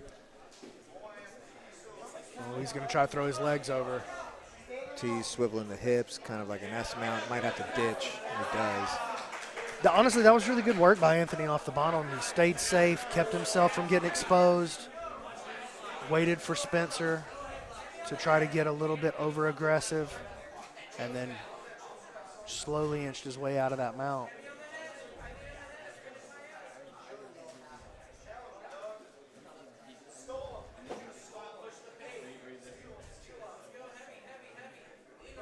Heavy, leaning in on that collar tie. I would like to see a snap down by somebody. Both these guys in that bent position. Again, Spence had several matches. He's on the defense.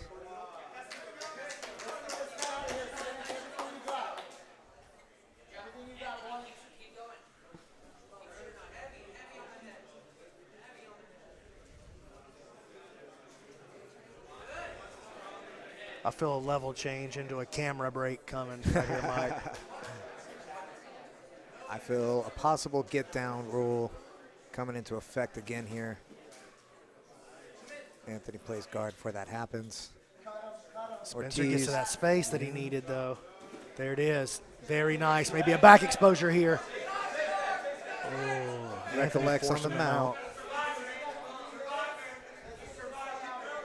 That foot pummel pass, really smooth by Spencer Ortiz. That's an Andy Varela specialty when they're passing from the outside position, going Toriando, going leg drag. They block the shin against your shin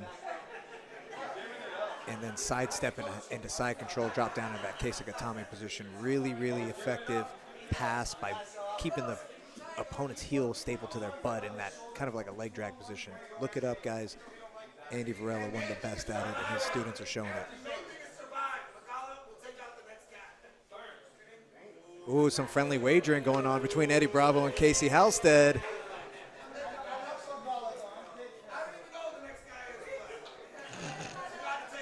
Eddie offering a wager to Casey that Alex Magala is going to take out the next Vegas opponent, regardless of who it is. I'll tell you what, it might be Spencer Ortiz. He's starting to work his way into a dominant position here from this mount. Anthony's starting to panic a little bit. Yeah, let's not forget the match in front of us. Spencer showing dominance throughout it.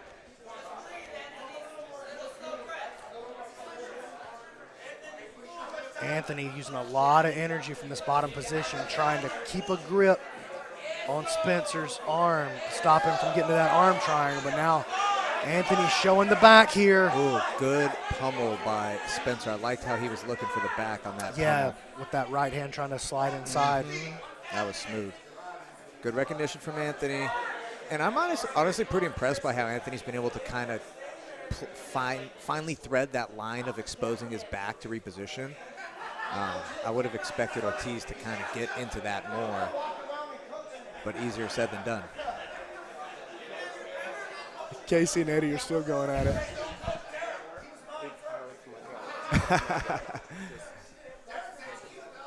Eddie's saying that Casey can't count Derek as a Vegas rep because he was HQ first. And that's kind of fair. Derek's probably spent about equal time now between the two locations, but obviously loved at both.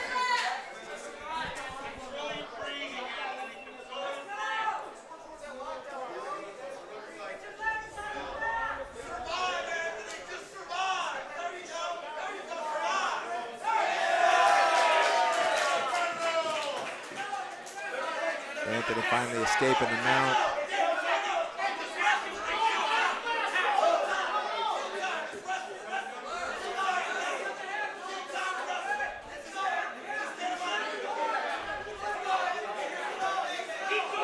Long shot, gives up the front headlock on that poor position of the shot.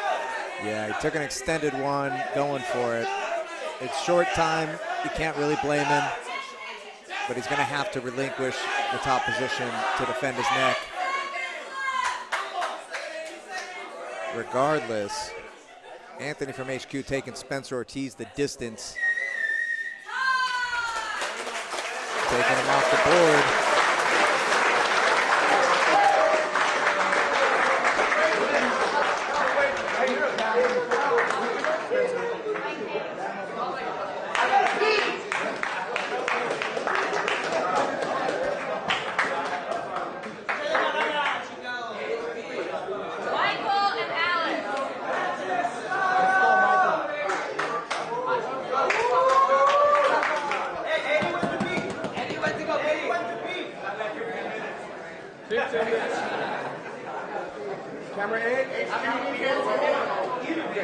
And he's pinned.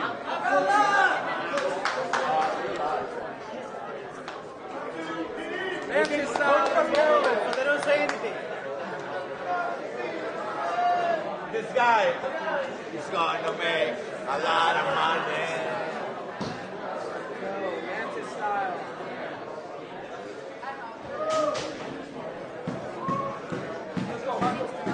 Nikki, once we start this, can I use you for a second?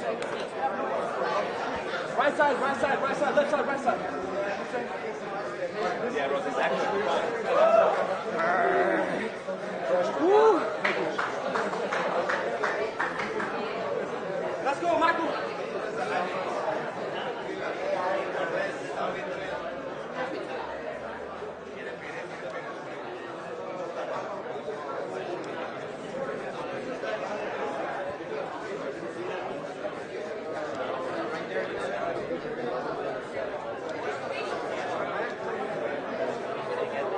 Dorzinho. And you better have everybody done. Yeah, I need to get him.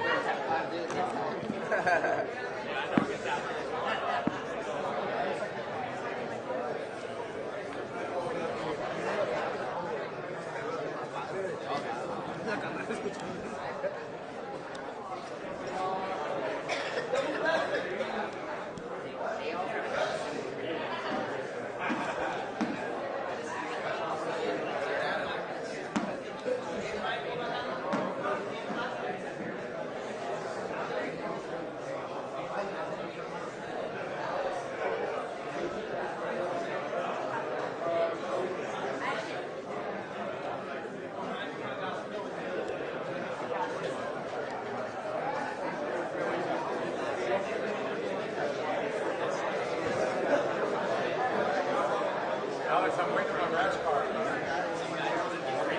Waiting on that rest card.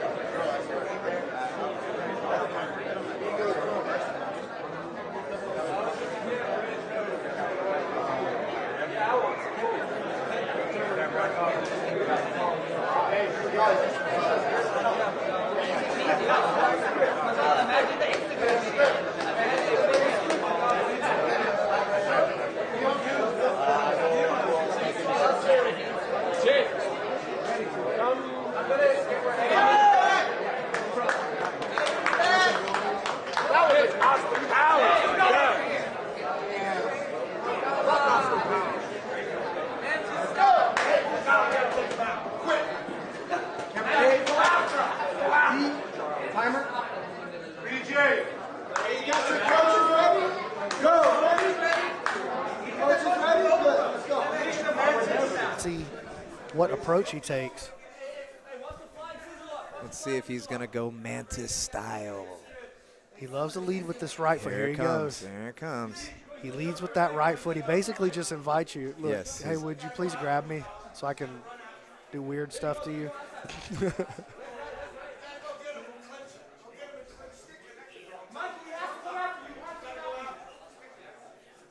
Vegas giving Michael Hayden some instruction to make Alex come to him. Not bad advice, because everybody I've seen go at Alex Magala ends up twisted up in a bad way. Well, the problem for Alex is he does have a counter-fighting style, but he's in a situation where he has to get the tap here, because if it's a draw, Vegas wins. Right. So it's going to Pressure's on play him. against Alex's natural style. Yeah, Alex needs to be patient and make Alex come to him. And you can hear Eddie in the corner. He's saying, Alex, you've got to go to him. But that's not really what Alex does. That's not his natural way. And it seems like Michael Hayden's the same way. He just wants to go at him, and it might be to his detriment. Oh, man. This is a big problem. He's already made the entry. He's got the outside heel hook. He's putting some fear into Mike's face. Switching it off to the inside now. God. Michael Hayden staying tough. Yeah, he's fighting for his own leg position. And he survives it. Yeah, he does. Wow. Man, that outside heel hook was tight. Yeah, I saw a little grimace, but he was able to separate the feet and kind of release a little bit of pressure. And like I mentioned, those rugby legs of Michael Hayden, I'm telling you guys, he was a big boy back in the day. I've seen pictures. He showed pictures of himself, and he was a big boy back in the day. Now he got strong sinews. Yeah. So I think that might be a good, you know, mental pump for him to kind of survive that first onslaught from Magala. Magala back on it.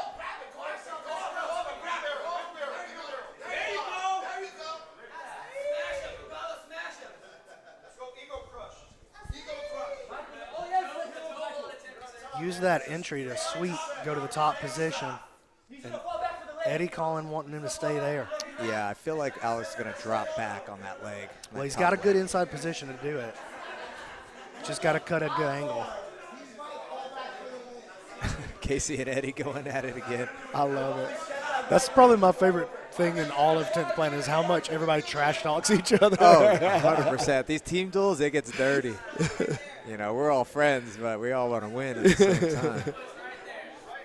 Alex got a good inside position with his left knee. Yeah, he's doing a real good job of keeping that pressure forward. Yeah, he needs to do something with that left side frame to get an entry that he wants. Knee bar.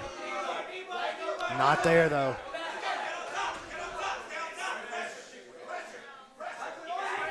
Man, Alex relentless on these legs. But, man. Michael Hayden, unfazed. I got to hand it to him, unfazed. And we saw him, you know, have that battle with Kevin Ma in the first round against Orange County, being pretty comfortable in the legs, but Alex Magala, a much bigger, stronger competitor, in my opinion. And hard to predict, too. Yeah. Alex does just weird stuff. Yeah, even in positions, like, it's pretty easy to predict that he's going to be able to, that he's going to enter the legs, but it's not exactly predictable what it's going to look like when he gets there. He's got very strange game. Alex. This may be a path around the corner here for Alex if he can keep his balance.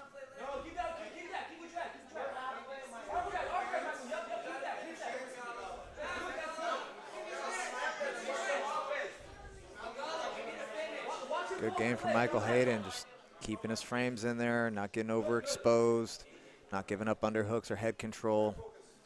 Time's on his side in terms of you want it to count down. Every second that goes is better for Vegas. For sure. I mean, it would be huge for them if they can get the draw here and they have Derek Fresh going into the next round. That would be perfect. Right, that would be ideal scenario. Oh, this is a better entry, I thought. Slick already are the competitors. Good change-up from Alex. I like the idea of, like, all right, I'm going to play bottom and let this guy come into me because maybe he's forgetting. Well, Alex just has such a great sensitivity of, like, feeling that forward pressure and then making his play. Just the slightest forward pressure from the other guy, and Alex is underneath. Yeah, he's got some robot-like strength as well. Like, obviously very technical, but, like, when he grabs your leg, it feels like like one of those claw machines in a Denny's, just grabbing you and picking you up. Smart play by Michael Hayden here, locking that closed guard. Yeah, like pulling him down into a half-court offense. Really slows the game down. It forces Alex. If he's going to – Alex has to get the tap, right? But you can't get the tap from inside the closed guard. You have to work on opening the closed guard first. And that takes time. That is one of the slowest processes there is in jiu-jitsu. Great strategy from Hayden. Yeah, I think so too. That was really, really, like, strong game strategy for sure. Kind of getting a high guard, almost like a London position coming up. Yeah, Alex has got his left knee on the inside there. He's going to open the guard.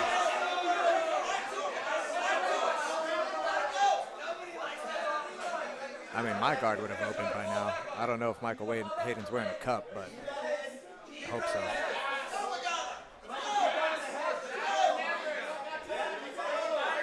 Maybe setting up triangle here. Oh, classic push-pull. That was great foot push from the opening of the guard by Michael Hayden. Back to the close guard, great. Oh, the knee slides in this time, though. Here's Needs the to be entry. careful. Needs to be Here's the careful. entry. Alex is going to be shooting. I think Alex is a little tired. I'm going to be honest. I feel like his pace slowed down. He needs to have way more urgency. And one thing I'm going to say about Magala is, like, a lot of his matches end very fast. And also in rolling, in training, he'll tap people fast and then kind of, like, coast through the rest of the rounds. If I can just, you know, not trying to disparage him, but just kind of offer some critiques. You know, I think that he's not used to pushing against somebody who can handle his attacks for 7 or 8 minutes. Oh, man. Doesn't quite have the knee line, though. Michael Hayden, unconcerned. Oh, I thought he had it there for just a split second. Hayden's great at defending knee bars. He trained a ton with Bendy Casimir in downtown Vegas. The knee bar legend. Knee bar king. And so there's definitely, he's not scared of the legs, and I think he's proven that here today. And him taking Magala to the distance is going to give Vegas the win as they advance in the tournament.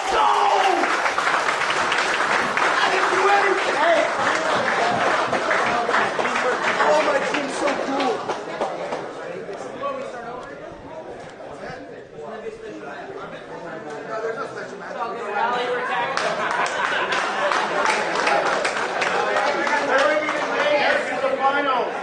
Oregon and Vegas for the final.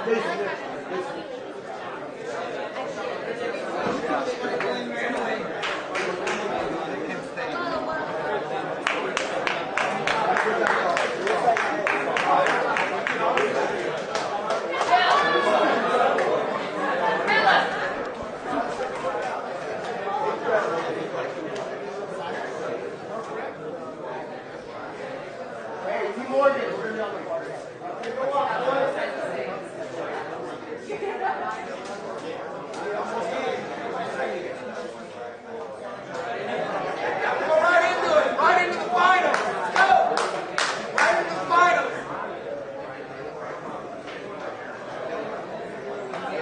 Morgan and Derek. We go right into it, Derek. Right into it. Morgan and Derek. Come on, Derek.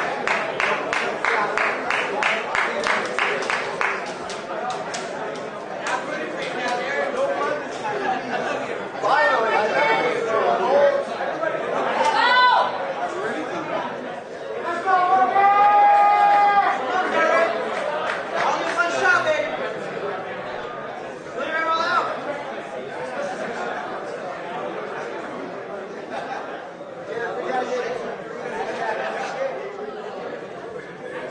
We saved nothing now. We saved nothing. Let's go. What's up? Good? Good. All right. Hey, yo, game. Timer here. B. Timer. Let's go to the final. He's well-rounded, but he's very unorthodox. Even in normal positions, he'll make unorthodox choices sometimes, and That's that a can nice really way throw of people off. That's a nice way of saying dumb things that still work. Hey, listen, if it works, baby. Listen, I've been getting tapped with dumb things by Derek Rayfield for a long time. So I can say that. Well, Derek gets pulled into a triangle that's a right tight away, triangle. and this is a real attack here by Morgan. Oh, that's tight. But look at this. Derek throws his – this is a great example of what I'm talking about. He chooses to throw his legs over, and he's probably going to survive this. But this because, armbar is tight. Look at that, B-Mac. He's going to survive it, Yeah, man. he is. And he's going to have a leg attack when he comes out on the other side, maybe. Look at this. Into the pass. Perfect example of what I'm talking about. Yep. Using something that is, I mean, it's not that we've never seen somebody throw their legs over to defend a triangle, but it's not most people's first choice. No. It's way down the list for most everybody, but Derek's so dexterous and so flexible, and he moves to that as a reaction so quickly that he just evades the triangle with his legs thrown over the hips. Yeah, he definitely just has a peculiar game that he's refined over years and years of being in the 10th Planet system. Took high school years kind of off of competing as much in jiu-jitsu to develop his wrestling in high school. And now we're seeing him back competing more and more in jiu-jitsu, getting some big matches.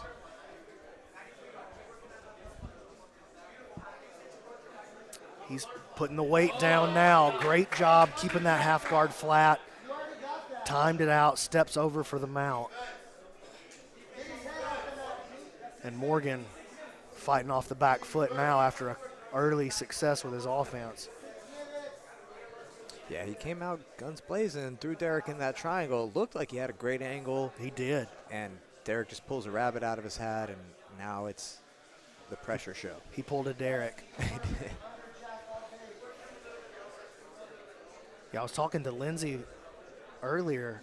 It's funny, Derek, you know, sometimes you think of him, he's still this young kid, and he is still this young kid, but he might have more experience than anybody out here on the floor today. I would say so, for sure. In terms of the brown belts, you know, you've got to figure that Derek putting some love on all these grips. He's had more competition experience. Stay focused, Derek. Derek was getting grindy again with those hands, and Eddie had already talked to him about it. Yeah, he cut up Mike Meneses in the first round, and I think Eddie was like, hey, cut that out.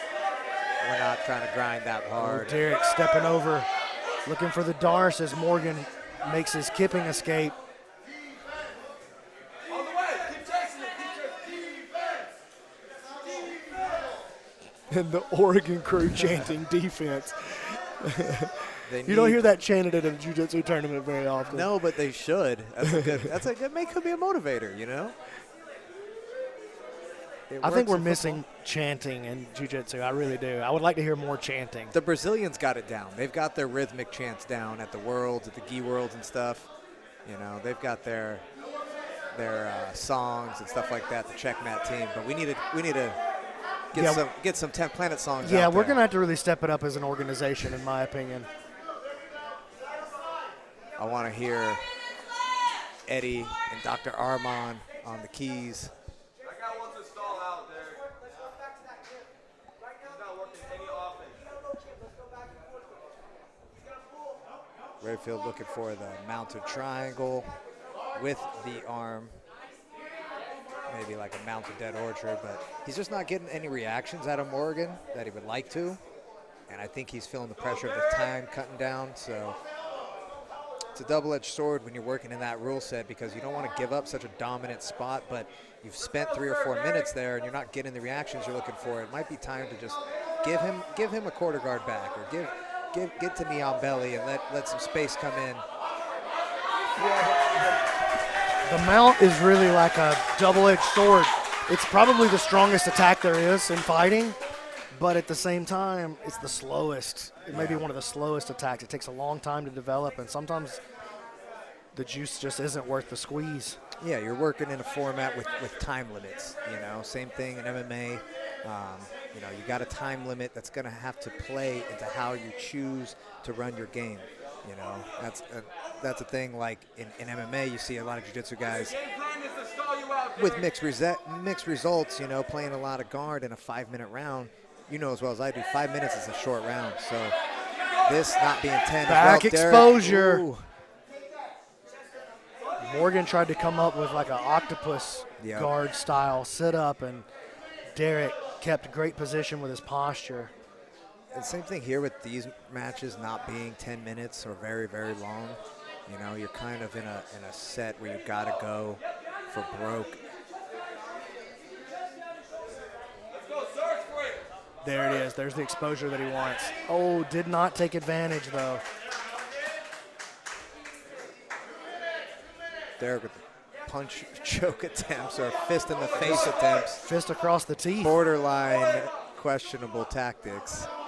Well, he had his back to Eddie that time, so he could do it. Derek trying to set up a dead orchard from the top of the mount. Looks like he might get that arm exposed. It could be that bent arm lock, and he got it. Wow. Rayfield desperate to make something happen, and he does. Does a great job of setting it up from the mount. And I mean, he was coming up on short time, B-Max, so it's really not a big surprise that Rayfield gets the hand raised.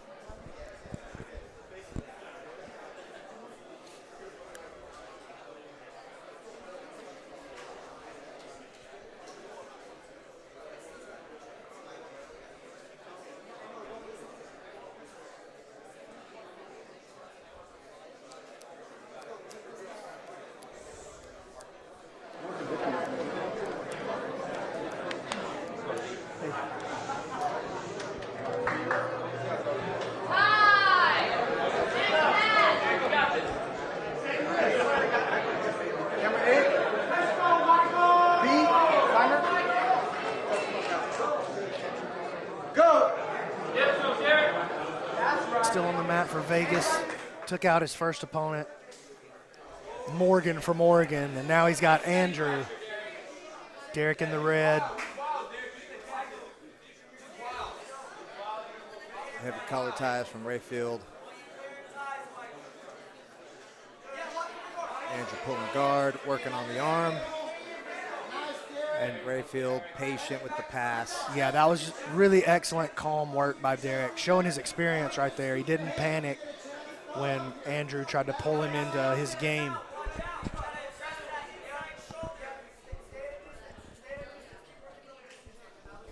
I like how Rayfield really pins the bottom leg of his opponent in half guard. Derek got a little bit complacent there, allowed Andrew to pull him down into, and he's going for the shoulder saddle on the far side. Check this out. Derek very aware, though. All the rage right now, that arm saddle position. I always say jiu-jitsu is like it's a copycat sport. It's like flavor of the week, you know, what's popular, and that arm saddle is super popular right now. Yeah, that's the way the game goes. Constant innovation, stuff to keep up with. He needs to pummel that left foot over, though, if he's going to play this game. Yeah, Rayfield being smart, hunkering down. Oh, now he gives up a roll. Oh, into the rear side triangle. I would like to see that triangle get locked up. Yeah, it does not. There it is. Pull that arm across. Yeah, Rayfield's now we're going to face. see him reach for that tricep and try to pull him in. Try to finish him there. Rayfield doing a good job of keeping his weight on the bottom leg trapped. So it kind of is not, it's not putting pressure with the choke. Andrew's top leg is not really in a position to apply choking pressure, but he is staying on that arm bar. Yeah, Andrew really, he's got to think about getting belly down right here. And look at this, Derek just finding a way. He sneaks out and he's on the leg and he's got to watch himself here.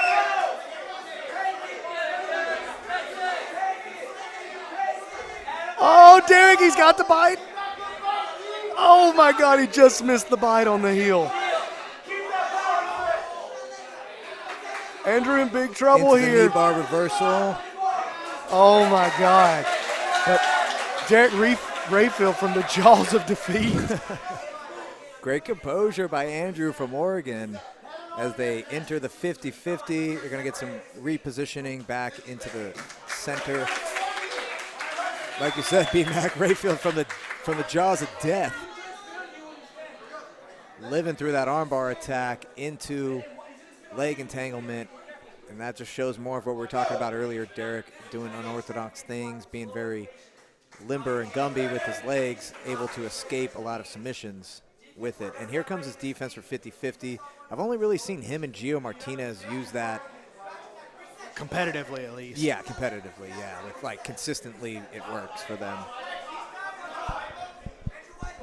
I definitely don't have that knee dexterity, B-Mac. Yeah, I'll do that sometimes, but I've never done it in competition like those guys. You see, especially Derek, I see him do it all the time. Of course, that Eddie Cummings match where Gio had success dragging Eddie Cummings into overtime with that defensive tactic. That's exactly the match I was thinking of.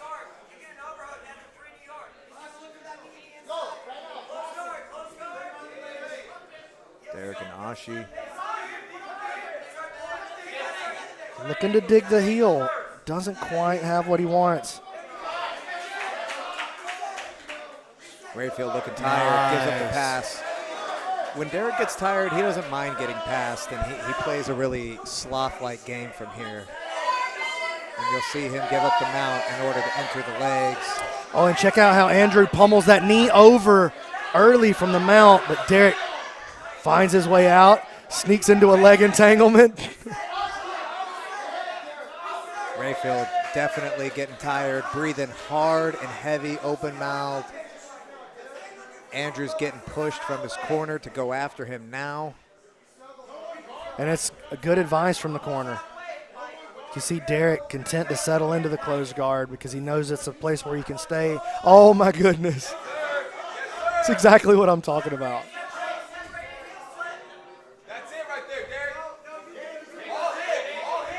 Doesn't quite have a good bite on it. I would like to see the toes into the armpit. Andrew doing a good job using his second leg defense. Oh, this is a better bite here. Better bite. Too much extension. Oh, this could be it right here. It could go down right there. That's a better position right there with the bend knee. Oh, my goodness. I feel like Rayfield this could be the his one. Body out too much. Oh, my goodness. I don't know. In my opinion there, B-Mac, Rayfield straightens his body out too much on the outside attack where he could be a little more forceful with the bent knee. Straightening your opponent's knee on that outside heel hook allows him to slip. I totally agree with that. But the beauty of Rayfield is that he can go for that, use a lot of energy, kind of play the sloth game, the raccoon game here where he's chilling, and then next thing you know, he's back in the legs of Andrew. Which is, there it is, wrestles up to the back where he's going to roll through. Probably not going to be able to take the back too low on the hips, but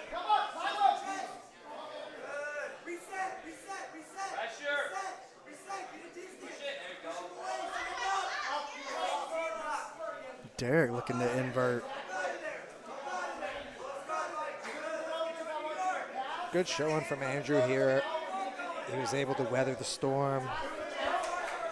I would like to see him kind of go for broke because he's put up a great match so far, but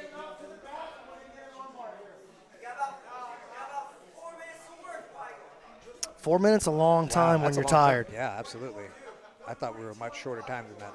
That's a good advantage. Oh, Derek with a risky play, and he pays for it. What did he try to do, that Kimura guard pass, and ended up getting slipped with a hook, getting his back taken in the body triangle. And I got to figure endurance played a big factor. And look at this, man. Is Derek going to get tapped with his own move right here? It could be tough. Rayfield's doing the right thing and really framing over his forehead above the soft tissue line. And oh, he's going for the shoulder lock here. Oh, my goodness. That would blow my shoulders off. Or my neck. I'm going to be honest. Oh, my God. I've put Derek in similar moves in dead zones and could not tap him with that. He's got so much dexterity in his spine and in his hips that he kind of gives you this position, believe it or not. Dude, what if he could throw his legs behind, too? He could throw one of his legs back there. And yeah, Derek can go into like a full, and I'm saying Andrew. Oh, Andrew, yeah, once he gets him extended with that full Nelson. Right. Rayfield's bleeding. Smother attempt. I like it. Oh, around the neck, it's coming. Rayfield's gonna survive. Yeah, I think you're right. And they're gonna come off the board.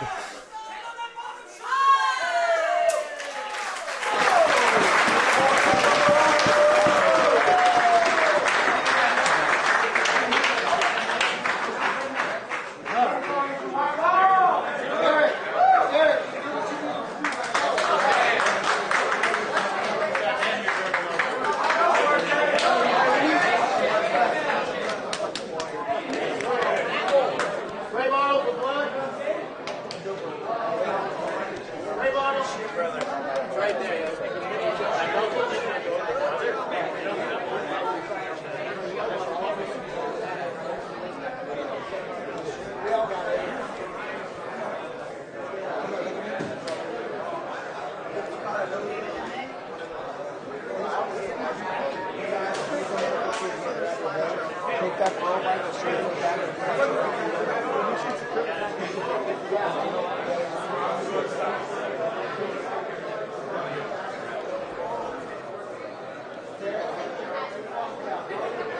Let's go, Ortiz. Let's go, baby.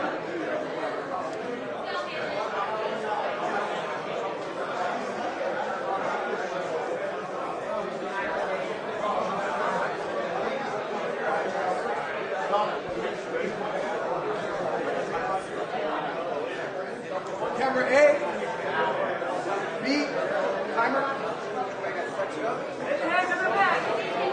Go. It's very submission oriented. We're going to see if Nick Ortiz has some answers for that. I'll tell you what, they both on Team Handsome, though, Mike. Definitely. Don't let your girl see you over here. Now, Ortiz making strong pressure right away, looking for this back exposure. Oh, wow. Good pressure. Love that play by Nick Ortiz, man. Look at how he's got that scoop grip underneath. He was trying to force Haven to give up his back. Haven fighting to get flattened. He's like, anything, just please, just flatten me out. Do not take my back. And look at this. Haven making a quick entry, play on the legs. He does not have the inside leg position. Ortiz keeping him exposed over there. Nice job. And, man, Haven just death grip, latched on. He's going to make a K-guard entry here. Yep, he's going to try to get that foot over. Ortiz doing a great job of controlling the foot to the floor, backstepping enough. Can he get his knee to the mat is the real question. There it is. There's the K-guard. He had to just. Let's see if he goes backside. Ortiz doing a good job of slipping the knee line, but it's back in now. Oh, man. This is going to be an exposure on this inside heel. Ooh, got it. Haven with the big inside heel win over Nick Ortiz. And didn't.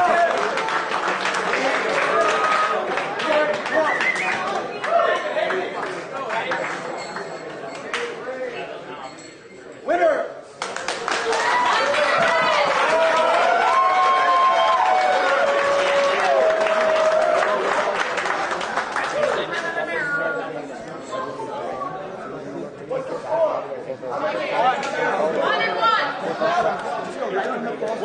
Hey, break their shit. They're not going to respect your putting pressure, and you know what it is. Yeah. Hey, Nate ran through the whole. You saw Vegas. Let's go. Just like what Nate did.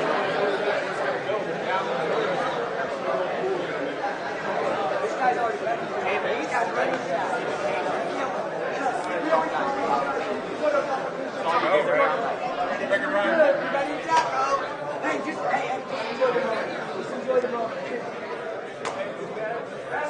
Let's go.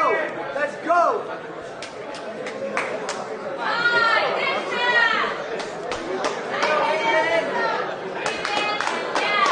Camera A.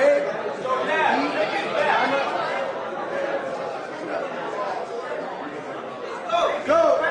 Davis Asari at the ADCC Open. He'll hook them in about a minute. I saw that. That was a crazy Yeah, match. Elijah's on fire right on now. fire. Yeah. But right now, Haven's on fire.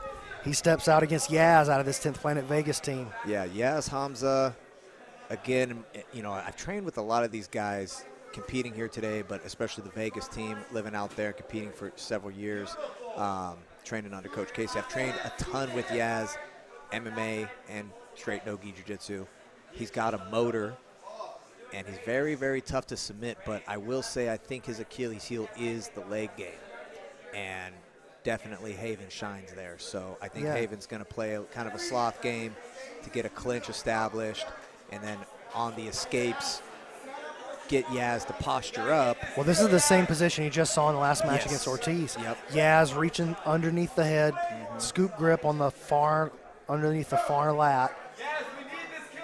Let's see if he, like I said, I think Haven's going to be able to bump and create a re-guard situation. Just like that. And then he's going to enter in on the K-guard attacks.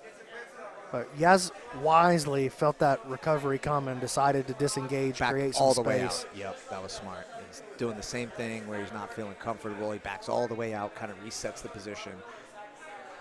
I'm a fan of that too. Sometimes you got to work backwards instead of trying to just constantly go through somebody's guard.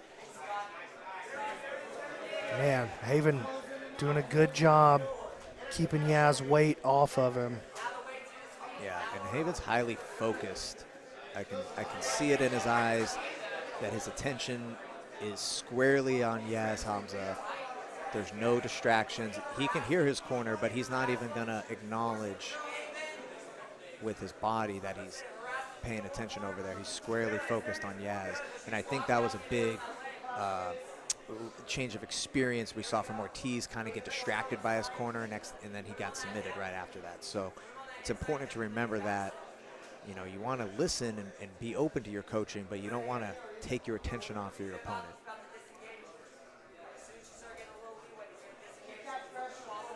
I always try to tell my students, listen to me, but don't look at me.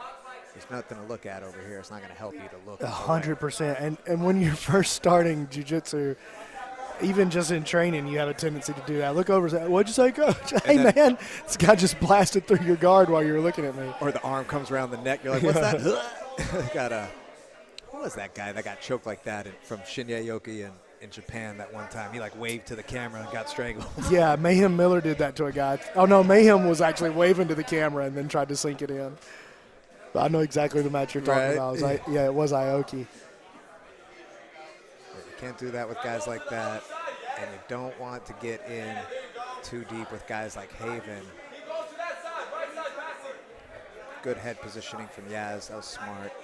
You know, he stands up real straight. He's standing tall, but he does a good job of matching head levels, and that puts a barrier that Haven has to get through to actually get to Yaz's legs. You can feel the apprehension from Yaz. Like, he knows that if he goes in and tries to pass the guard methodically, he's going to have to run through a series of traps in order to do it. Yeah. So he's trying to get this one fell swoop, cartwheel pass, throw the legs by. Yeah, and that can have, you know, success, but that can also lead you into where you're trying to create big explosive movements. You got to explode and move in a big way yourself to kind of cover up, right? Because you're trying to throw his legs by, but you also got to cover him to establish a pass. And I think that's where he could get caught up. A little recenter. Still a lot of time left, 4 minutes.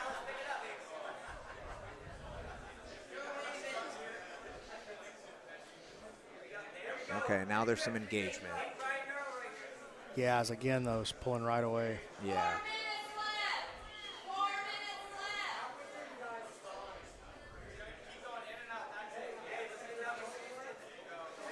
And here's an attachment now by Haven.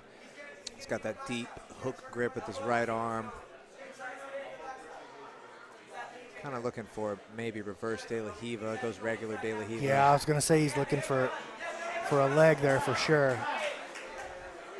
I like this from Haven, getting in the stand-up, kind of force a connection of some sort.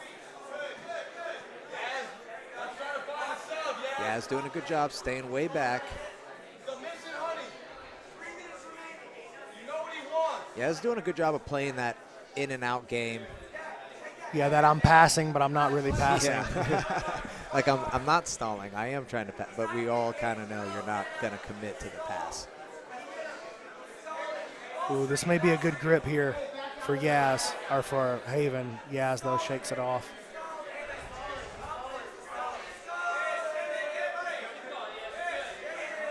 A little restlessness from the crowd. Trying to goad Yaz into passing, into getting a little deeper, into putting more pressure forward. You can tell his weight is always going back.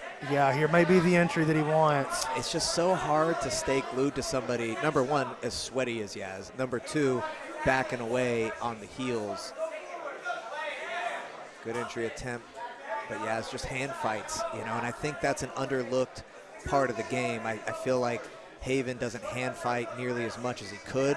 He's really just trying to use his limbs, his extremities to attach to Yaz's legs when he should be right here hand fighting, beating Yaz's hands. Creating off balances. Yeah. And that, to me, it looks like Haven is over-reliant on having cool entries and setups. Yeah. Rather than just creating the off balance and the gripping, exactly what you're talking about, the principled way of approaching the thing. Like, okay, you're shutting down my specialized entries, but I don't need a specialized entry. I need you off balance. Exactly. I would like to see that more from him. He seems a little too comfortable in those positions. Good wrestle up, take it, good snap. I like the aggressiveness. And if I'm Haven, I would stand up and let Yaz shoot on him because that's going to create the connectivity you want. Going back to this game, here's the underhook on the far side. This could be the entry that he needs. He's got the knee pommel in. Here it goes. Big opportunity for Haven right here. Can he get Yaz's hip to the mat? Well, he's forced Yaz to start grabbing him now in defense, and that could be the big problem. Whoa. Sniffs it out. Yeah. He was patient. He stayed patient, heavy on his leg until Haven forced the off balance, and then he went with it. It's good defense. Yaz getting a little careless in these later moments here. I feel like he's given up a little bit exposure, just the last 2 or 3 little volleys back and forth.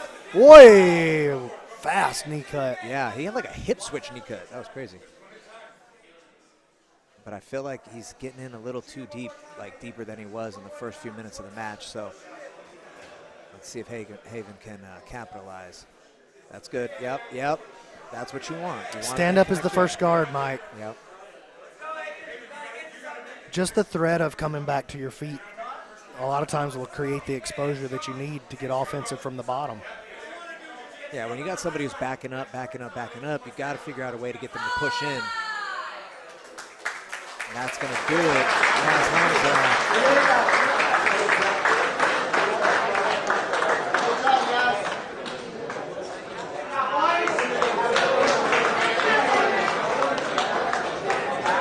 Sorry, Frank.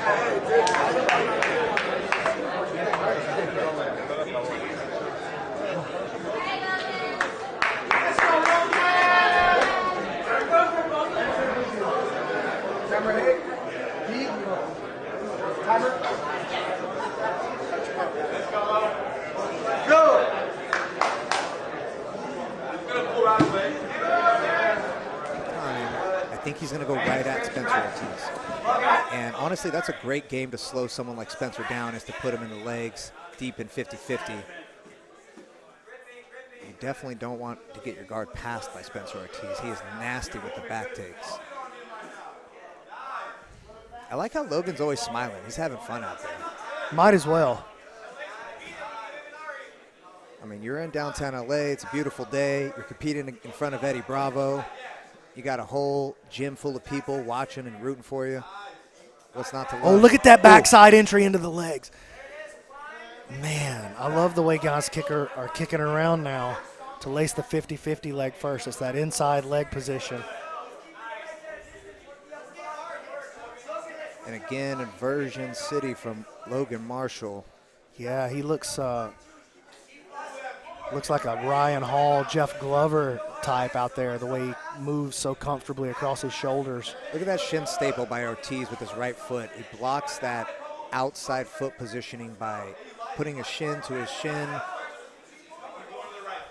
Really good footwork, cross steps by Ortiz.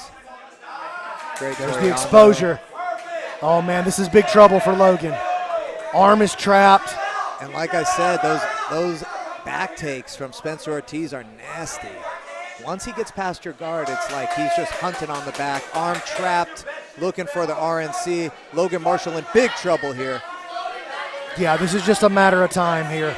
Spencer overwhelming him with this pressure. He's under the neck now, and that's going to be a wrap. Single arm choke.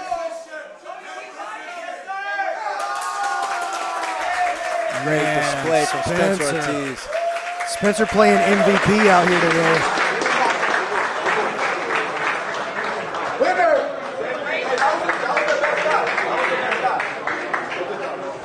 1 minute rest. Bro, this is your show. This is your fucking show. This little kid's a little wrestler right here. Bro, your footwork is impeccable. Do the breath work. Breath work. That's exactly how you drill, bro. That fucking shit.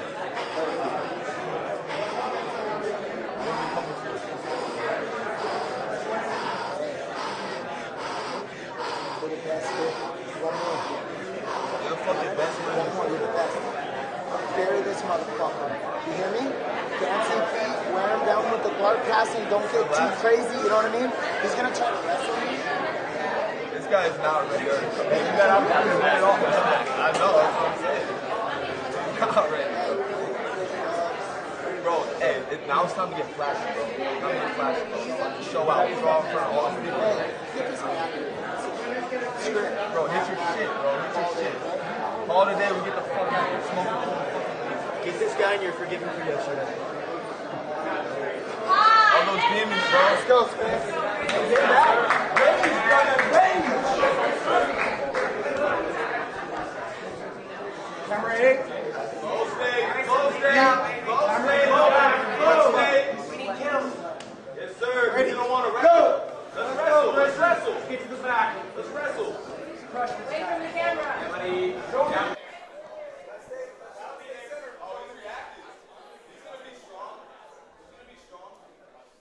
Anytime you get two wrestlers like this, it makes me nervous that they're going to blow right through that camera.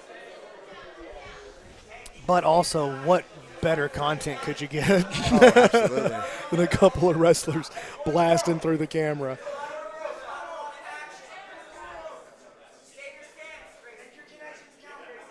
Grayson, he's pushing forward a lot.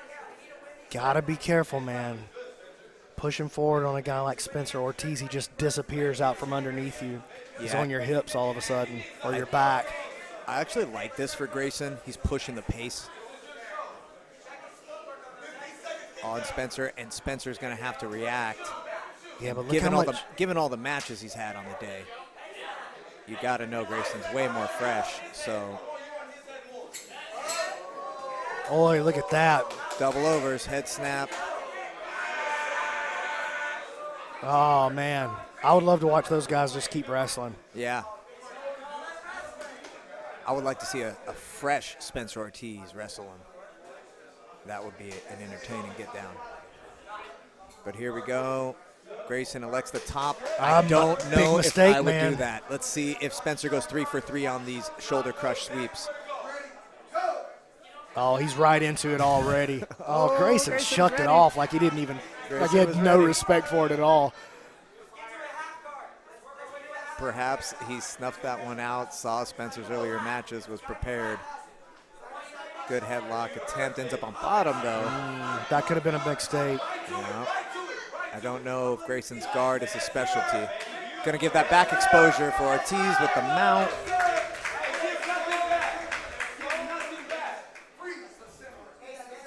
Man, Spencer Ortiz has shown out today. The back take threat always being there. Forces his opponents to play a game of being flat, make big motions. Good wrestle up from Grayson. He's gonna shoot on the wall. It's still live. Yeah, these guys want to play on the wall a little bit. They don't mind. Nah.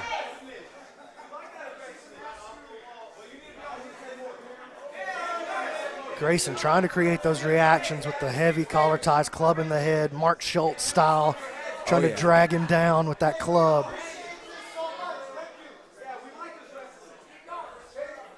I love this. This is like a freestyle match. Yeah, I'm not mad at it. When wrestling's done well, man, it's just as beautiful. fun to watch as anything in the That's world. great. I think we can all agree when jiu-jitsu guys do it, not so fun. When two high-level wrestlers who have great technique do it, it's amazing to watch. And I tell you what, I agree with you. It's not fun to watch two jiu-jitsu guys wrestle, but it is, we're seeing a lot more good wrestling in jiu-jitsu than we ever have.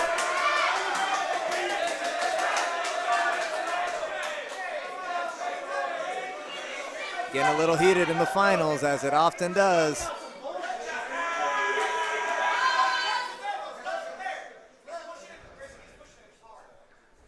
Get down rule still in effect.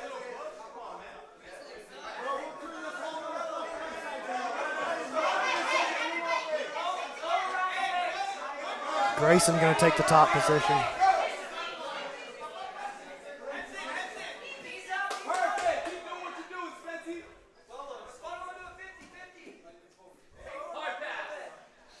All the pressure on Grayson right now as the time clicks away.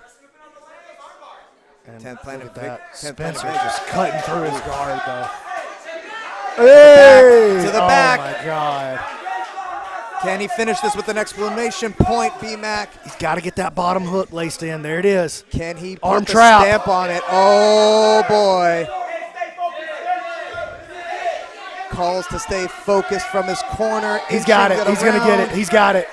Spencer Ortiz with the one-arm RNC. MVP. With the tap. Spencer Ortiz taking it home for 10th Planet Vegas. Definitely.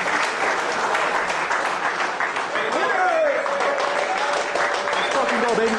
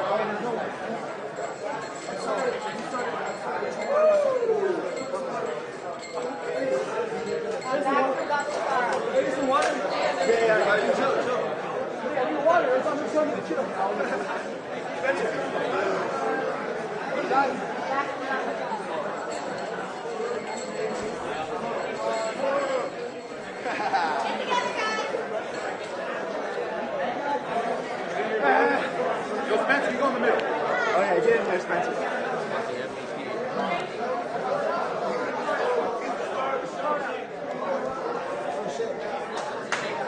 Hold on, let me get in there.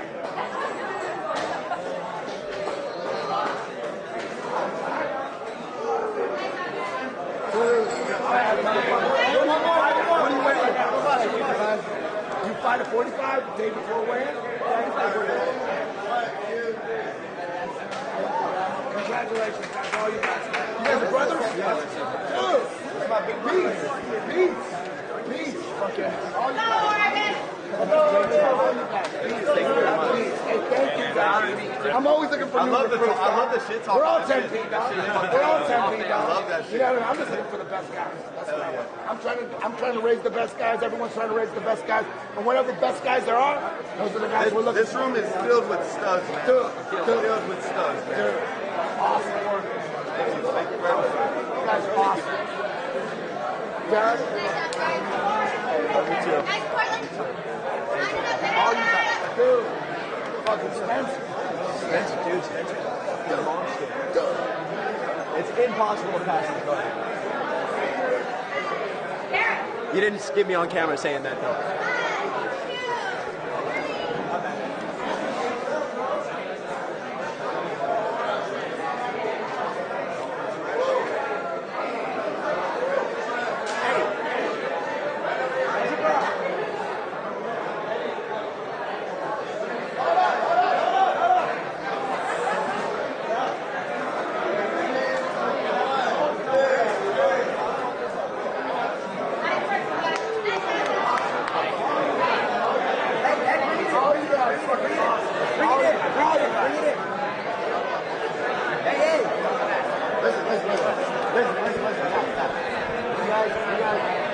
You sleepy guys from the Northwest. In this tournament, we got 2 silver medals and 1 gold medal. You know what I mean?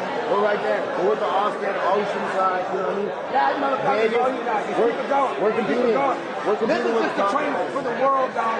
You know what I mean? It's 10 feet versus the world. That's all I'm looking at. May the best man win. We're all trying to raise the best guys. He's trying to raise the best guys. I'm trying to raise the best guys. That's why we have this competition. But when it's all said and done, it's all 10 feet. It's 10 feet versus the fucking world. Hey, everyone agrees Logan's the MVP, right?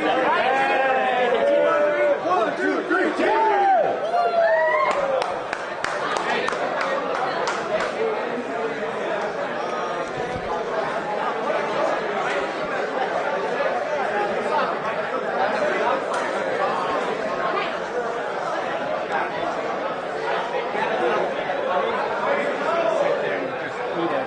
He had to go to sleep. There was no other way. You know what I mean? It was like he's gonna sleep or nothing. That shit was fucking nasty. That had his elbows touching and his fucking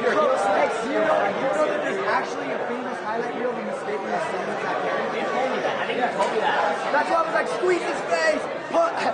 Combat jiu-jitsu, slap him in the face. I almost sold out on that head and arm one I had. I was like, this ain't Mexico, but I thought you should have chose one. I should have gone for his mouth. Yeah, Frank Rosenthal. I did that the last 10 seconds. I was like, oh, this actually fucking working. That's what I was saying. I was like, I couldn't hear squeeze his face. That initial back triangle